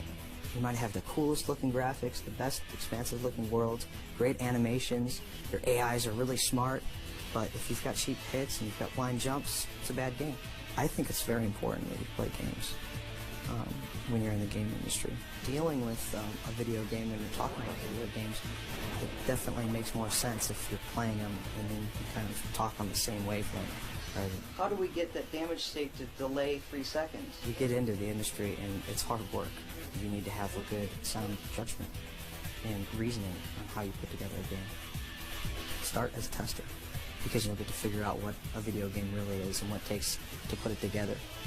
And don't be afraid to voice your creativity. I didn't even think people could get paid to do this. You get to be creative, and on top of that, I get to work with something I love to do. When I go home, I play video games, So why not get paid to do that? The designer is only a small part of the big picture. Coming up, we'll meet the people who put the whole project together. Back to you guys. Okay, ronilyn, which one would you rather be, designer or tester? Designer, because I think it would be fun to be creative, get your ideas out there, make characters that look like your friends, stuff like that. I think I'd like to be a tester because you get to literally play the games all day long. I think that'd be kind of boring, same thing over and over again. Okay, well, let's agree to disagree. Okay. All right. Well, there's still more to come in this special edition of Pulse. And after the break, we'll head back to Midway to find out how a game artist takes sketches and blueprints and brings them to life. Plus, we'll look at the first university in the world that's dedicated to training video game professionals of the future. All that and more, only on Pulse.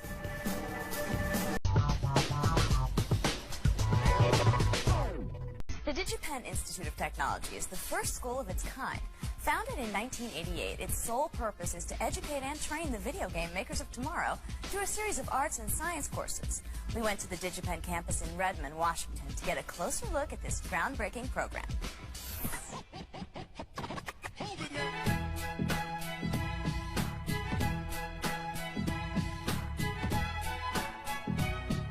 Hey guys, I'm Bill Carlson. I go to school here up at DigiPen. Our mandate is to actually create education for the game industry. For people coming into the Bachelor of Science for Real-Time Interactive Simulation, what we're looking for are students that have performed well in math and physics. It's going to be a serious education. It's from 9 in the morning till 10 at night. Right now I think I'm taking 6 or 7 classes, like 20 or 19 credits, which is a pretty hefty workload. We don't make any qualms about it. We're hard. The curriculum here is not for the frail of heart. Every semester at DigiPen you have to do a game project. First year is a text-based game. Second year is a graphical 2D game. Third year is any game 2D or 3D with physics. And then the last year you're doing a full 3D game with multiplayer support. The grading for the game is actually based on a lot of things. Fun factor, how good the coding was, how much comments you had. The games that come out of our upper level courses are just tremendous. You'd think that it was professionally developed over 2 years with multi-million-dollar budget. Grab this so I can actually get into school. And that information is the theoretical lower bounds. This is what we actually have been working on for the first like 2.5 weeks. It's a particle system. So it's controlled by the mouse, and it's just constantly spewing out basically particles. From there we go on to like a menu system, so you can actually load up the game. And then from there we'll probably do some, basic sprites where you can, control a ship on the screen or something. My parents are so clueless as to what I actually do. They have no idea. Okay, we've got it set up. We can do key selecting that. Key mapping on the fly. Oh, cool.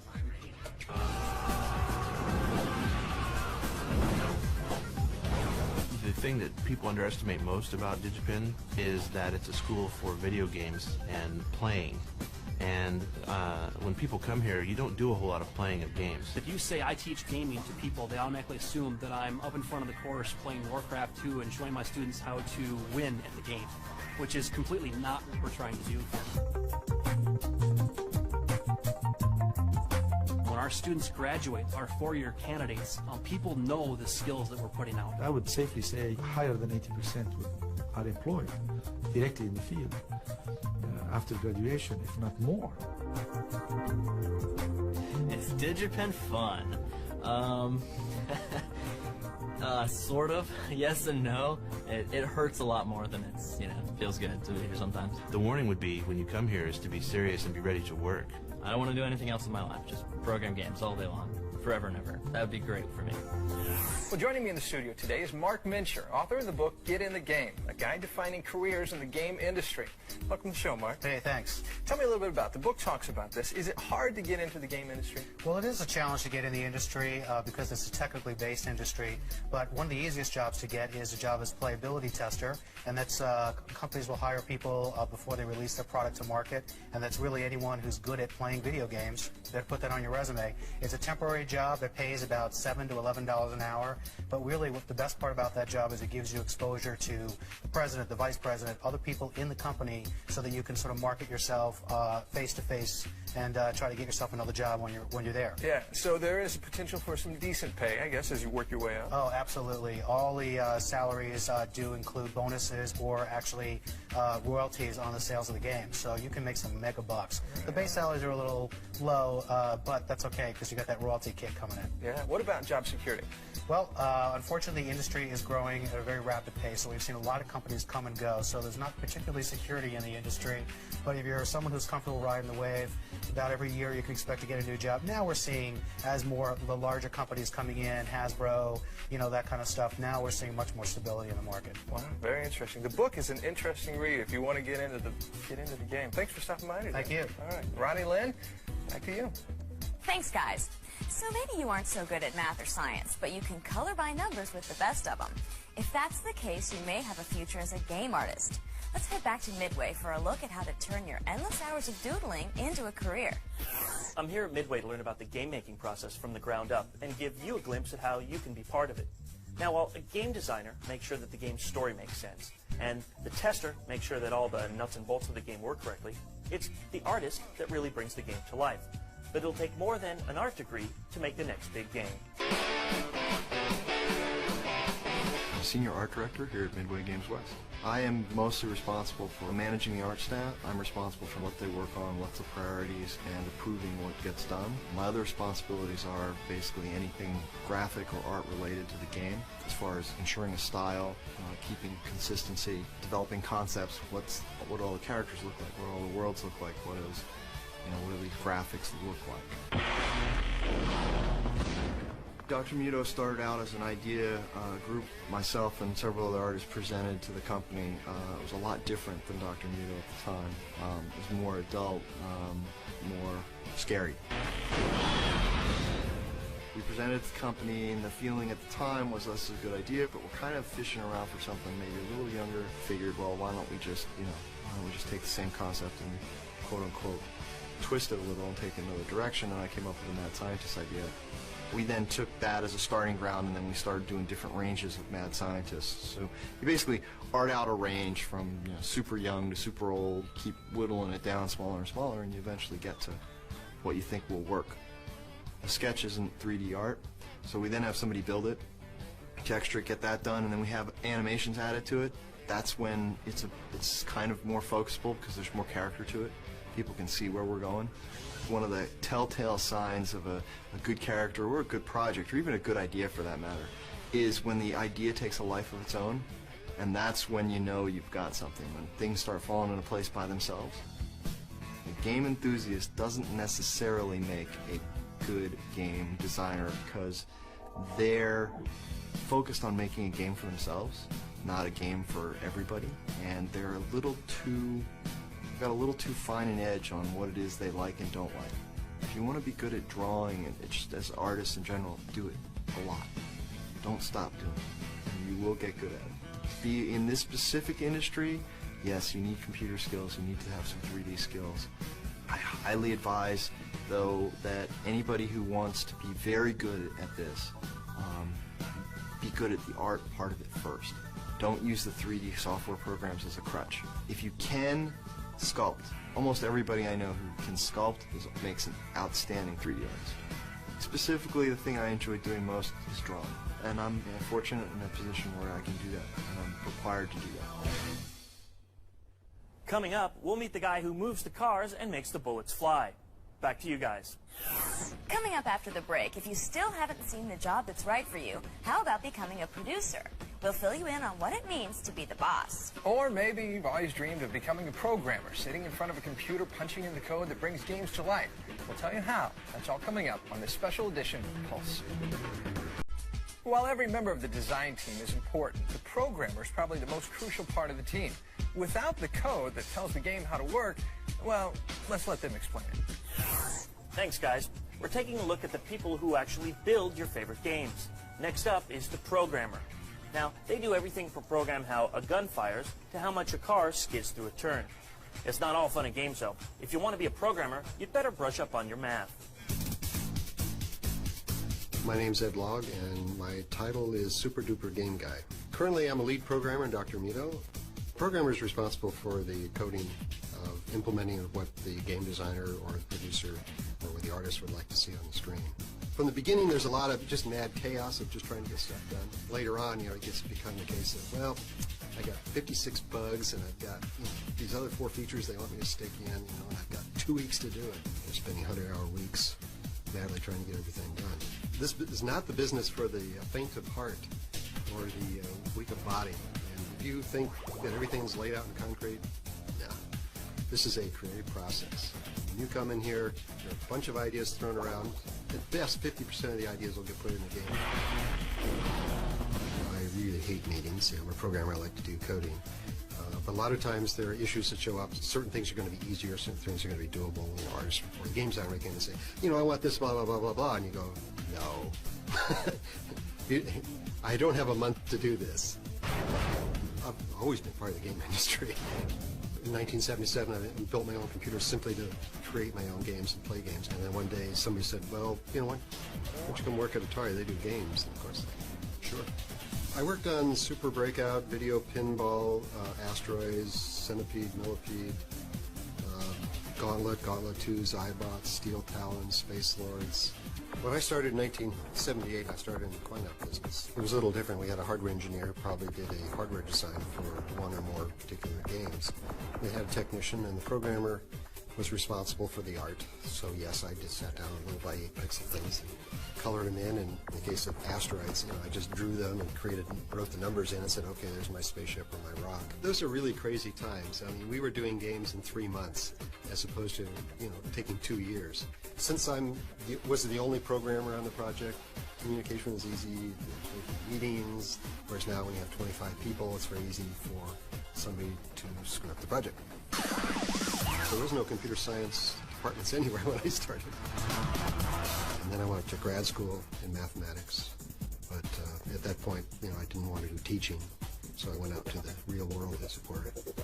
If games really are real world, but to me they were. I think it really helps to be a gamer. Some idea of what other people have done, some interesting tricks, for example, visual tricks, or software you can buy. There's packages that allow you to do, Doom-style games on your own PC, and you take somebody else's code, that's freeware somewhere, and just do your own game. So it's small stuff. I mean, just getting a flat playfield, doing collision, getting this little box to sort of run around, respond to the controls. Those are the first steps, and then you just take one step at a time, keep adding things on top of that, and before you know it, you have a completed game. While the programmers are buried in code, making sure the game works properly, it's the producer that keeps the game on track. They're the one responsible for making sure that the game ships on time. They crack the whip on the testers, and they keep the artists happy. It's the producer that sees the game through from start to finish.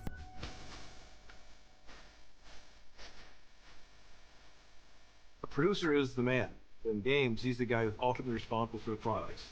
We have to constantly go through new changes and rescheduling, tasking the team, going through making sure all the people on the team are talking to each other, talk to marketing, talk to PR, do interviews like this, be kind of the voice and the feeling in the face for the different projects that you're working on and running. The life is alive! For a game like Dr. Muto, we started from scratch with myself and art director Steve Caterson, sat down and said, we want to come up with something new. We basically started going sketches, writing ideas down, looking at other games, taking all those ideas and then wrapping them together into, here's the concept, here's the image, and then getting some people interested in it. If everybody agrees, then we move forward to full production, where we hire in the entire team, staff up with artists, with programs, whatever we need, and schedule out every detail as far as what has to be done in the next 2 years. It's incredibly challenging to be able to track all these details and make sure they all come together and actually are a fun experience at the end.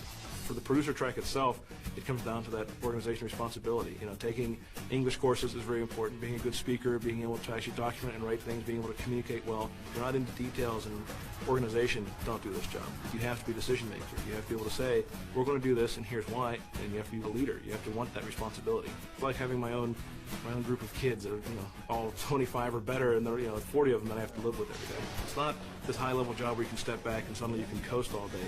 I actually probably put in more hours than most of my guys. Generally, there's not a whole lot of times I can go home at night and think my job's ever done. When I have one person come back and say, this was the best thing I ever played, or this was so much fun, that makes my day. There's something, about video games that is just cool. It is inherently interesting. I'm just addicted to it, so I definitely, I knew I'd be part of it some way. We always had to have the latest console. We always played the latest games. It's imperative for people making the games to actually play the games. I love my job.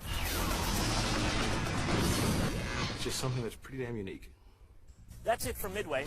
As you've seen, there are a lot of different ways to get into the gaming industry. It's just a matter of finding the job that's right for you. For Pulse, I'm Jim Downs. So long. That's all for today's edition of the show. If you'd like more information on any of today's topics or for a daily update on the gaming world, then make sure to check our website at g4tv.com/pulse. For Ronilyn Riley, I'm Patrick Clark. We'll see you next week on Pulse.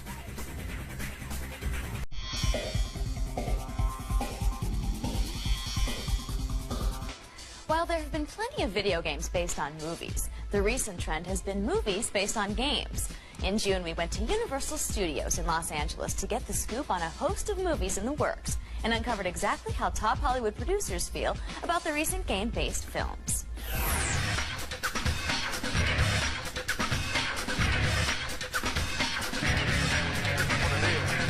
The way games have been developed and the fact that there are scripts now for games just became a very parallel medium to the filmmaking process. Every single aspect of filmmaking has some application in the game world, and there are lots and lots of lessons to be taught there. The stories have become so sophisticated in terms of the renderings, the graphics, in terms of the puzzle solving, in terms of the complexity of the storylines, that they're no different than novels. It's a natural crossover kind of necessitated by the fact that technology is catching up with what people kind of are used to seeing on television and on the big screen.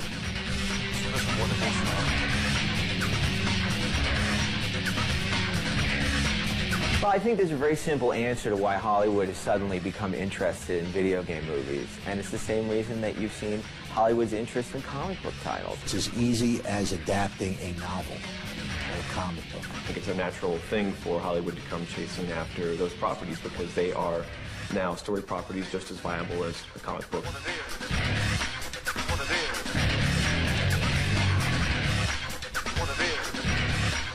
You have to realize that Tomb Raider was one of the largest films of last year. So people are saying, okay, video games, source material. The right video games are just great source material for films. The creative teams behind these video games have an amazing sense of imagination and creativity, which gives us something, a blueprint to build from.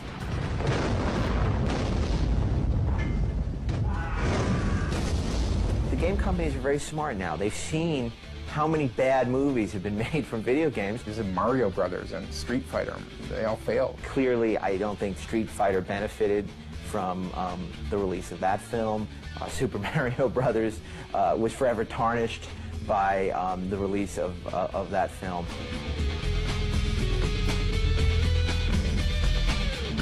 The films either too slavishly follow the plot and storyline of the game, or they ignore it completely. You don't make a straight adaptation. When you advertise and market the film, you market it to a wider group than just the game fan. There needs to be a certain openness to what the fans of the games want from their movies. There has to be an ability to step past the game because it's a different kind of experience.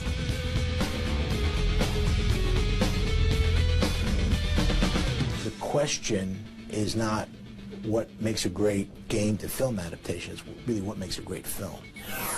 One game that probably won't be made into a movie is Quake, a title short on story but long on player interaction. QuakeCon started in 1996 as a way for Quake fans to meet in one location and discuss all things Quake and get a few frags in while they were at it. 6 years later, QuakeCon is still going strong, so Jim Downs lathered up the sunscreen and went to Mesquite, Texas back in August to check out the scene at this year's event. For 6 years running, the convention center here in Mesquite, Texas is transformed into the largest PC gaming event in the United States. It's a giant LAN party, a $100,000 gaming tournament, and a showcase for the latest games from id Software. This is QuakeCon.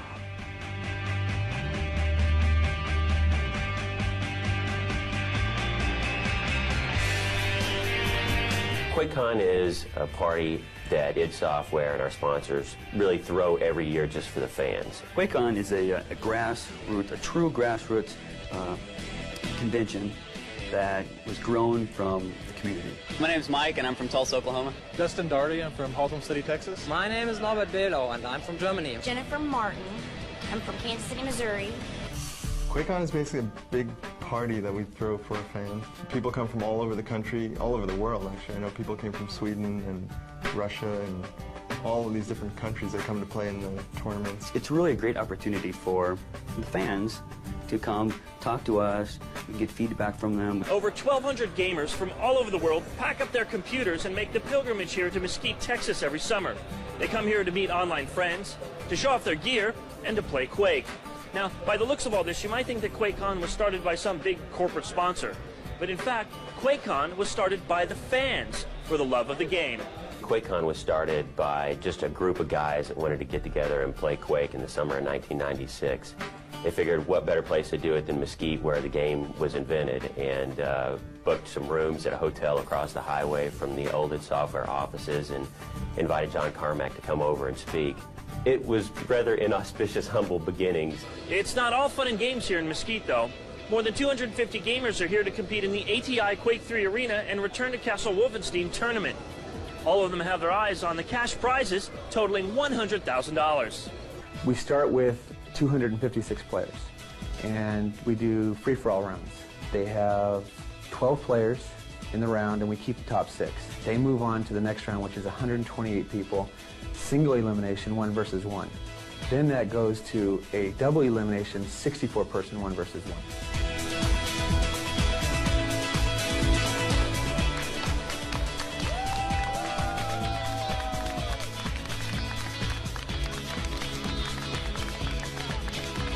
How does it feel after all that? I don't speak English, actually. I think it feels wonderful, and it's very pleasant feelings to win America. Okay. And what are you going to do with all that money? He's definitely going to go to college and maybe buy some Ferrari.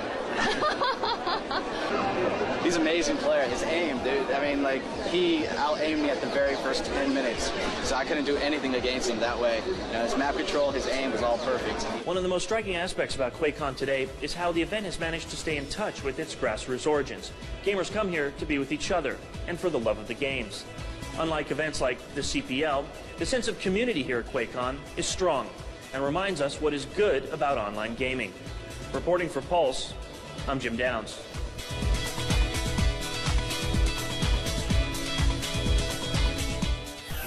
You won't see too many Japanese gamers playing Quake, but that isn't an indication of their obsession with video games. Whether it's the fact that there's an arcade on every corner or the odd cosplay devotees, Japanese gamers make even the hardest core Americans look like rookies. We went to the Tokyo Game Show to explore Japanese gaming culture.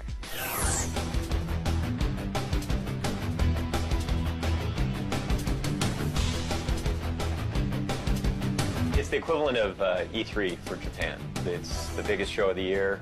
Everybody comes out, puts up big booths, announces new games. It's the place to be in Japan. It's fantastic. It's wild. Totally crazy. Been here before. I've been here the year before and the year before that. This is very impressive because they always bring out a really good show. Good looking girls. Booth babies are looking cool. There's some good PS2 stuff here. I want to see Silent Hill 3. Just chilling out. It's not quite as big as the E3 show in LA, but it's pretty big. It's a lot more Japanimation. If you look at the games, they're obviously all geared to the Japanese markets. This is just stacks better than ECTS. ECTS is tiny. This is much better, I think, for gamers themselves. I just come here every year just to see what's coming out. It's the only place in the world where you can go to these events as not as press, but just, you know, as a fan. This is much more of a consumer show versus a lot of E3 is business and a lot of deals get done. And then I don't see any business people here at all, hardly. It's all consumers. Coming up after the break, our resident globetrotter Jim Downs goes on an Asian expedition for a look at Korean gaming culture. Plus, we'll look back at wacky Englishman Aaron Paul's report from the ECTS, Europe's version of E3, only on Pulse. If you think the Japanese are crazy about games, then you obviously haven't seen what goes on in Korea. With the highest online users per capita and an almost religious obsession with StarCraft, Korea definitely qualifies as a technological hotbed. Jim Downs was on the scene. This is Seoul, capital of South Korea, home to 13 million people, and it's a gaming mecca. The Korean gaming business does about $2 billion a year and is growing at about 20% annually. But it's the type of games that are driving the market here that may surprise you. Korea's gaming culture is unique in all the world. Almost everybody plays games here, and they're not playing consoles. In order to understand the development of games in Korea, you must first understand how Koreans use the internet. I also see it as a special phenomenon that occurs exclusively among Koreans. Unlike Japanese or Americans who prefer consoles, Korean gamers are fond of building communities. They love to communicate through chatting with others. It's not as if South Korea is isolated in some remote corner of the world. So how was it that PC games came to rule the market? The main reason is that the PlayStation was not allowed to be imported. It was, in some part, prevented by political or cultural obstacles. Accordingly, PC games became the choice of gamers. At present, importing is now allowed, but gamers still prefer online network games because they're used to it. As a result, very few people play console games. First, parents as well as the government discouraged children from playing games, so there was no proper market structure. Even teachers punished their students who were caught playing at game centers. It was like a crime. As personal computer sales increased in the market, PC games became popular among boys and girls because they could enjoy playing games behind the backs of their parents who didn't think of the PC as a gaming platform. Another hugely successful phenomenon endemic to Korea was the emergence of the game room, otherwise known to you and I as the Internet Cafe. We call it a PC room, which is quite popular and common. Wherever you may go, you'll easily find them. In PC rooms, 20 or 30 PCs are installed. You don't need to pay an entrance fee, but pay only for your time playing the games, usually less than $3 US, depending on the duration of using the games. This is a very unique culture. This is a sort of game room, which is very well known among gamers who are looking for interesting games. An embargo on Japanese imports in a nation of early internet adopters, coupled with game rooms on nearly every corner, helped fill the powder keg for the next big gaming explosion in Korea, StarCraft. You don't even need to try to interpret the popularity of StarCraft in terms of the game industry, because it has been so deeply rooted in Korean society, almost as if it's a traditional game among gamers, including casual users. One of the best-known games in Korea is StarCraft. I think at least 8 million users have played it at least more than one time. Considering the total number of users is 5 million, that number is immensely large. It is because most Korean gamers prefer strategic games. At the time StarCraft was introduced to Korea, few people wanted it. But thanks to PC rooms that provide users with networking and online, a large number of gamers began to play it. StarCraft is like a chess game for Korean young people. For me, StarCraft is like a sport. Watching sports broadcasting is quite fun, even for me who is not interested in playing the game. StarCraft is so huge in Korea that 3 of the 4 gaming television networks are devoted exclusively to broadcasting competitive StarCraft matches. If you can play it on your PC and it has an online community-based component, chances are it'll do well in Korea. Online role-playing games have enjoyed huge success as well. But where do the 3 consoles fit into the Korean picture? The success of console games will depend on how easy console users can access the internet. However, I believe that consoles can be successful in game society in Korea. The British have a reputation as being stodgy, standoffish, and generally boring. So what happened to Aaron Paul? This eccentric Englishman was back at the ECTS in September, where he tried his hand at virtual ping pong and sat down with the female star of the WWE. Okay, so we all know about E3. It's big, it's brash, and it's big. And it's in LA. But I'm here in London at ECTS. It's kind of like E3, only it's the European version. So let's have a look what they got to offer. Now, trade fairs are, of course, for trade people, so they can be a little on the boring side. But this year, Sony has decided to open its doors to the general public in what they describe as the PlayStation experience. So instead of the usual spotty-faced industry types, there are hundreds of spotty kids about the place instead. Oh, you better learn how to stop. Are you messing with me?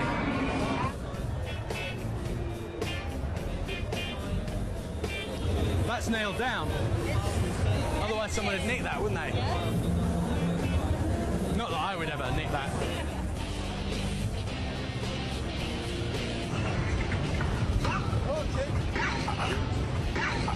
Yes!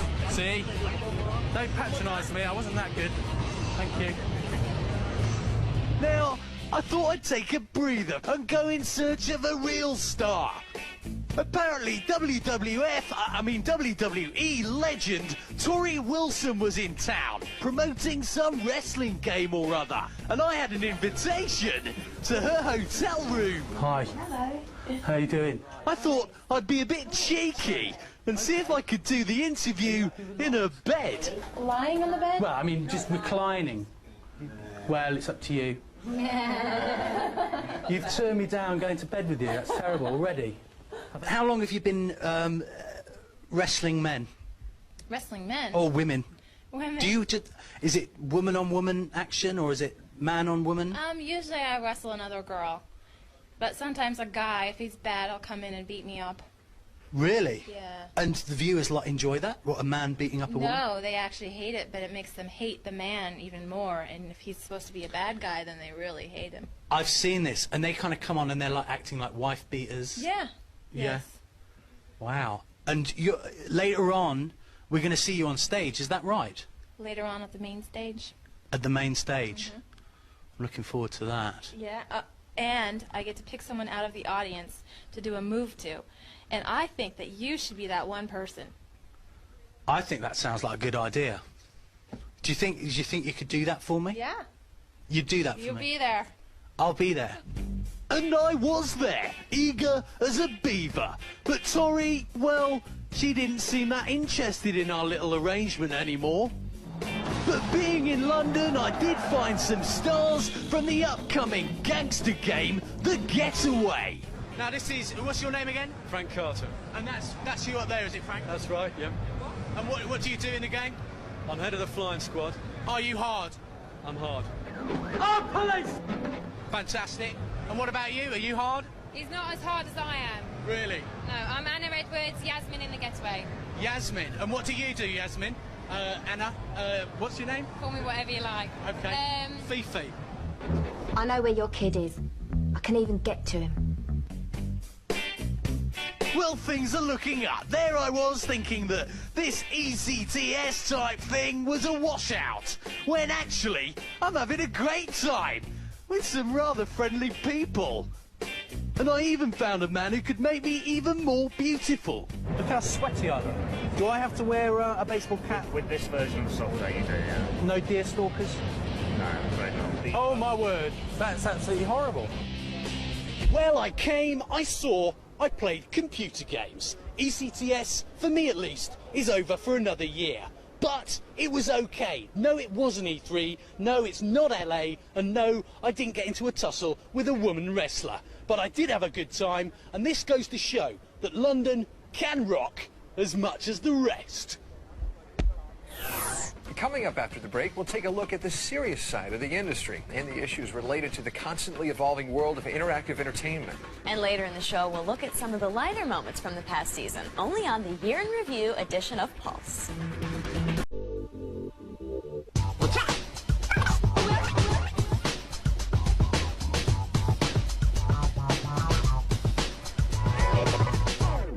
It's been a banner year for video game developers, publishers, and consumers, but it's also been a challenging one.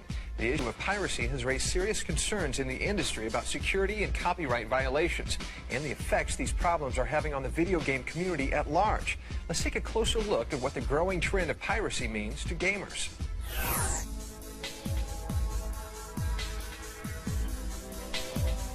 It seems so easy. A quick search, a simple download, a click of the mouse. Suddenly, you're playing an incredible new game that hasn't even been released yet. And it's absolutely free. But gamer beware, in those few short minutes, you've not only committed a federal crime, but also contributed to one of the game industry's most challenging problems, software piracy. The more piracy there is, the more the economics of this business get difficult, and the more difficult it is for companies to justify and put in the necessary dollars to create the next great game. Something which allows some people to rationalize it because I'm doing it online from the comfort of my own home. It's somehow different than if I were actually stealing the product. But the end result for the victim companies, regardless of their size, is the same. Each year, billions of development dollars are lost to game pirates like those in the Ware scene, a loose collective of crackers that post hacked games on the web and sell them as illegal CDs. Instead of having these games shipped to our border, you can go on an FTP site and then download this game and then start producing it. They'll send it over the internet to their crackers in Netherlands or Southeast Asia. They convert it into a smaller form. They'll send it back to the United States, and they'll do the finishing touches. It's amazing how it branches out from one single copy. It gets all over the world in a matter of days. But the game industry and the U.S. government are fighting back. On December 11th of last year, the U.S. Department of Justice pulled the curtain back on Operation Buccaneer. Operation Buccaneer was a 16-month undercover operation that was run by U.S. Customs Service in coordination with our section.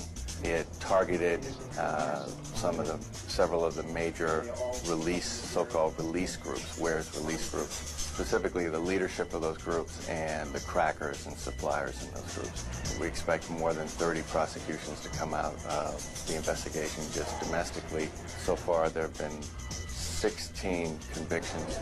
11 have been sentenced to periods of incarceration ranging from 33 months to 46 months, so 3 to 4 years. So, which are the longest and most significant sentences imposed for this kind of internet software piracy to date.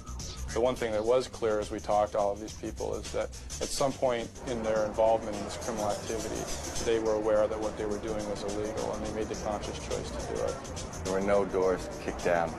What it might look like is that at 7 in the morning your doorbell rings and there's 4 or 5 customs agents outside your door, and they serve you with a search warrant and they execute it before you go to work. And hopefully through this process of working with groups like IDSA, of doing prosecutions like this, we're able to educate the companies as well as to the need to be more vigilant in trying to protect their products. And there's always a developer behind every game. There's always an individual, not the company, but the individual who puts the sweat and the time into developing that game. And it's that person, as much as the company, if not more so than the company, that's really victimized by the conduct. The Interactive Digital Software Association works closely with the government by helping agents stay on top of the latest anti-pirate technology. Technology is really at the core of the piracy issue right now, with digital technology, with the internet, and the problem will probably only get worse as broadband becomes more pervasive. Gamers in general are very high-tech people. It's hard when you have such a knowledgeable user base that knows where to look for this stuff. And you really have to stay educated yourself and stay ahead of them. But with the use of peer-to-peer strategies and with automated monitoring systems, we can sort of level the playing field. Most of all, everyone involved wants you to know what you're getting into when you buy or download a pirated game. Many of the people in Operation Buccaneer are very bright, very technically savvy, intelligent people that are going to have a felony conviction on the record for the rest of their life. What it means is that there's less money out there for people to make the next great game. So gamers suffer. Whether you're 13 or you're 49, it's just not worth it. There are more cases to come. There are more investigations ongoing. It's just simply not worth the risk to stay in the scene. While piracy in the industry is nothing new, the rise of video games to the top of the entertainment world has caught the film industry off guard. We went to a meeting of the Churchill Club, Silicon Valley's premier business and technology forum, who held a panel discussion with 4 of the video game industry's leaders to talk about the growing power of video games. So here at the Churchill Club, we're doing our semi-annual look at the interactive entertainment business to see why adults should care. And today's topic of choice is, will video games ever be as important as movies? When you compare us to Hollywood, they can't do that. You can't build a community with a 90-minute linear experience that's gone as soon as you walk out through the doors. TV, movies, they're all right. They're the past. We're making the future, and the future is interactive entertainment. It's not just sitting there passively watching someone else's story. It's about creating your own story. Now you've got platform power that allows you to tell stories. You play Grand Theft Auto and you've got 40, 60, 80, 100 hours into that game. The reason the game feels free is because you can go anywhere in the world and you can do anything. You're not bound by some script writer's version of your story, and that's what gamers want. They love that it's their story. The storytellers who previously were Hollywood bound now are starting to shift over into our industry, because the ability for them to tell the stories that they can tell is so much richer We had a 5-year program of telling people that this is mainstream entertainment, this is going to be mainstream entertainment, and say it long enough and loud enough, and fortunately people start to believe you. There are several things that we bring to people that perhaps don't exist in the movies or, dare I say, music or books either. The first one is obviously interactivity. I think we are just scratching the surface of how powerful that is to have people, not just passively consuming entertainment as they are most of the time. We shipped Halo. My phone was ringing off the hook. Every movie studio called wanting to make the movie. I mean, that's the difference between 5 years ago and now. It's now they're calling us, right? When you look at like Lara Croft or the Master Chief, you're getting the characters are becoming more real. When they get faces that you recognize, and the faces have expressions and emotions, and then it'll get even bigger, I think. The gamer of today is a completely different animal. He's probably 25, 26. He's playing Grand Theft Auto, NFL 2K3. He can't wait for Vice City to ship, and he's got a lot more disposable income. I mean, that's the key. You've now got guys who are, gainfully employed, have the ability to spend hundreds, if not thousands of dollars a year on this. And it's part of their lifestyle. Males who have, turned 16 since about 1990 have all grown up where you have to make an active choice not to be a gamer. Our audience is growing up, and games are growing up with them. And the technology is changing, and that's really important to understand. Before, all we could really do were animated cartoons. We can take on real-life situations, which is, for an older audience, it's a lot more important. And we're not ignoring Hollywood. We're borrowing and using the best that they have to offer. As they are of us. Exactly. Coming up after the break, Gary Coleman's got something to say, and he wants you to hear it. What you talking about, ronilyn? Plus, Jim Downs braved the horrors of a Max bikini party to get the scoop on DOA Extreme Beach Volleyball, only on Pulse. As you may well know, it's not always so serious in the world of games. Earlier this summer, Nintendo held a contest to assemble its street team, which was set to hit local hotspots and events throughout the country, promoting Nintendo products. Entrants were instructed to submit a videotape of themselves, demonstrating why they should be one of the lucky 50 members of the team. We did some snooping around and came up with this. I decided to do something to catch your attention. Something so incredibly original, so unbelievably daring, and so big that you would have no choice but to give me this job. So from this moment on, I refuse to wear any clothes until you hand me an official Nintendo Street Team uniform.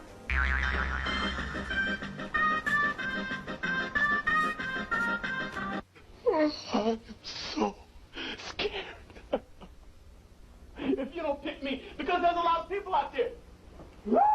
My name is Steel Porter. Where my video games at? Because that's what I want to play. Your video game.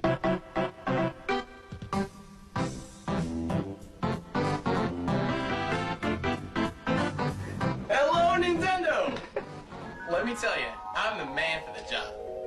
This is for several reasons. I've been a Nintendo guy since day one. Seriously, I'm a gamer to the core. You can ask my mom. That's true. My boy sure knows video games. Honey? Javier? Javier? Javier. I was once a 24-year-old male with no direction in my life. I would procrastinate by playing video games all day long. Sometimes I would win at the games.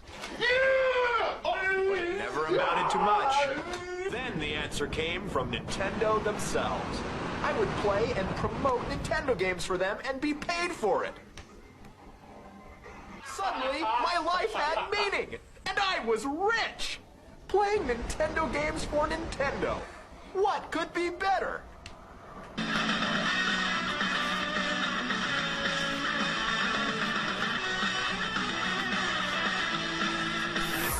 While some of those entries were crazy, this next piece makes them look like a church group meeting. While doing a motion capture session for the run-and-gun action game Postal 2, we had the chance to sit down with Gary Coleman for an interview. Don't say we didn't warn you.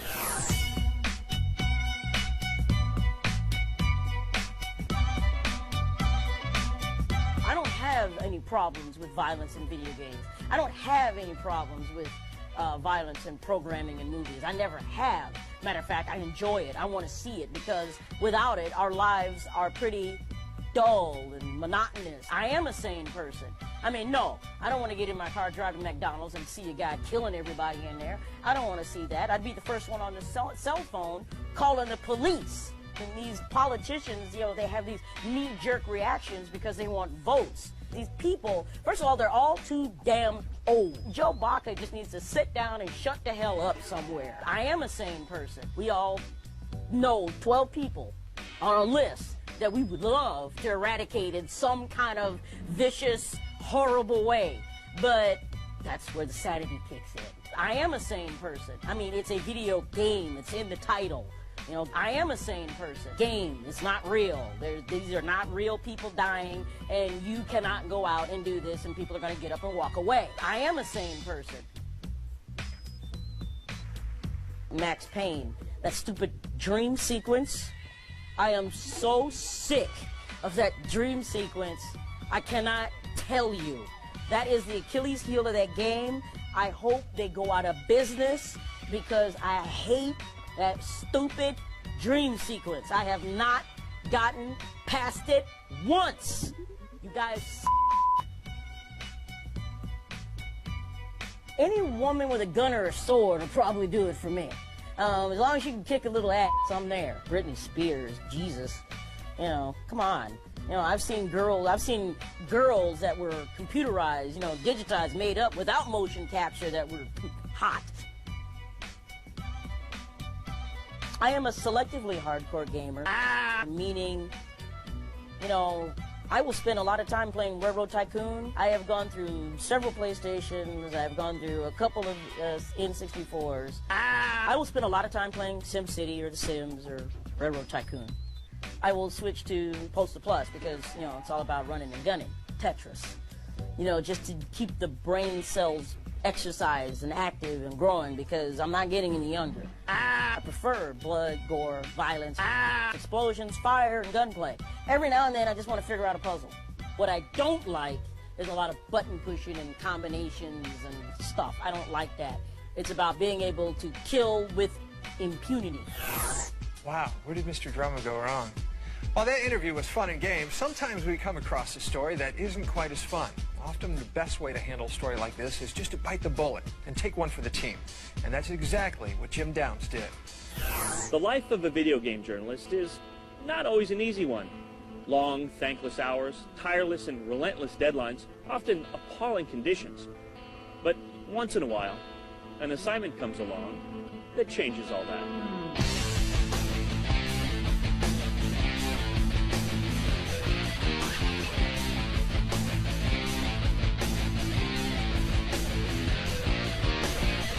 What are we doing here on Catalina Island? My name's April, and we're here today for the Max Bikini test shoot. Max Bikini is a new men's magazine, and its whole editorial mission is really to take multiple men's magazines into one, from video game magazines, standard men's magazines, sports magazines, all into one. We are bringing out a Dead or Alive Extreme Beach Volleyball game that celebrates the beauty and the form of women. And I believe Max Bikini have the very same goals.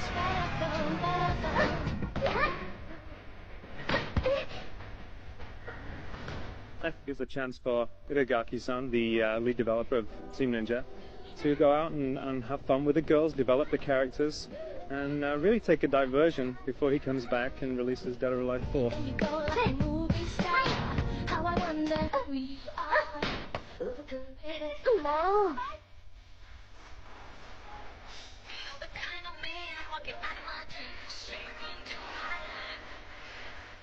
I play the character Tina in Extreme Beach Volleyball.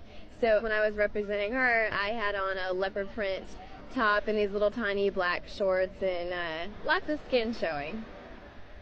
Sorry. You seem pretty comfortable with lots of skin showing.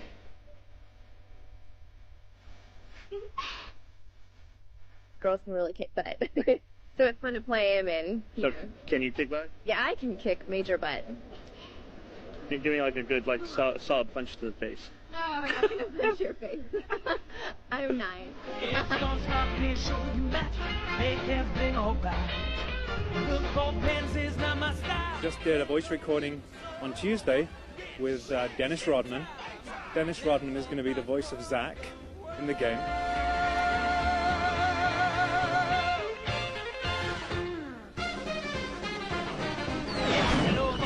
Microsoft are fully behind us with this. We're going to be running a big TV campaign, which is going to hit your TV screens very shortly and is going to cause a big stir. What are all these girls assembled for Max Bikini? TNA. No, I'm just kidding. I used to play Mortal Kombat. Mortal Kombat. You know, the one where you like Yeah. rip the hearts out Yeah, of people? exactly. So you think you could like bust any of those moves on me?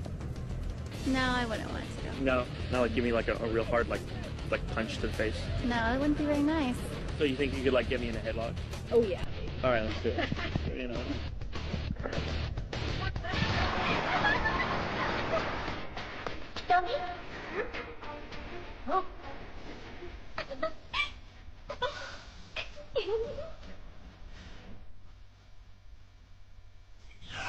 That's all for today's edition of the show. As you can see, it's been a big year for the video game industry and G4. Next year promises to be just as exciting, and you can bet we'll be there when important news happens. If you've got something to say about today's stories, be sure to head to our website at g4tv.com/pulse and send us an email or join our message boards. For Ronilyn Riley, I'm Patrick Clark. We'll see you next week on Pulse. As Jake and Edward Blues, they took this car on a legendary journey. Did I say it? Elwood. But you can color by numbers with the best of them. That's... Some big drop just landed on my head. All right, which one would you rather be, Ronilyn? Game tester or game... What is it? You'll be able to pick the types of films that you think will be at box office.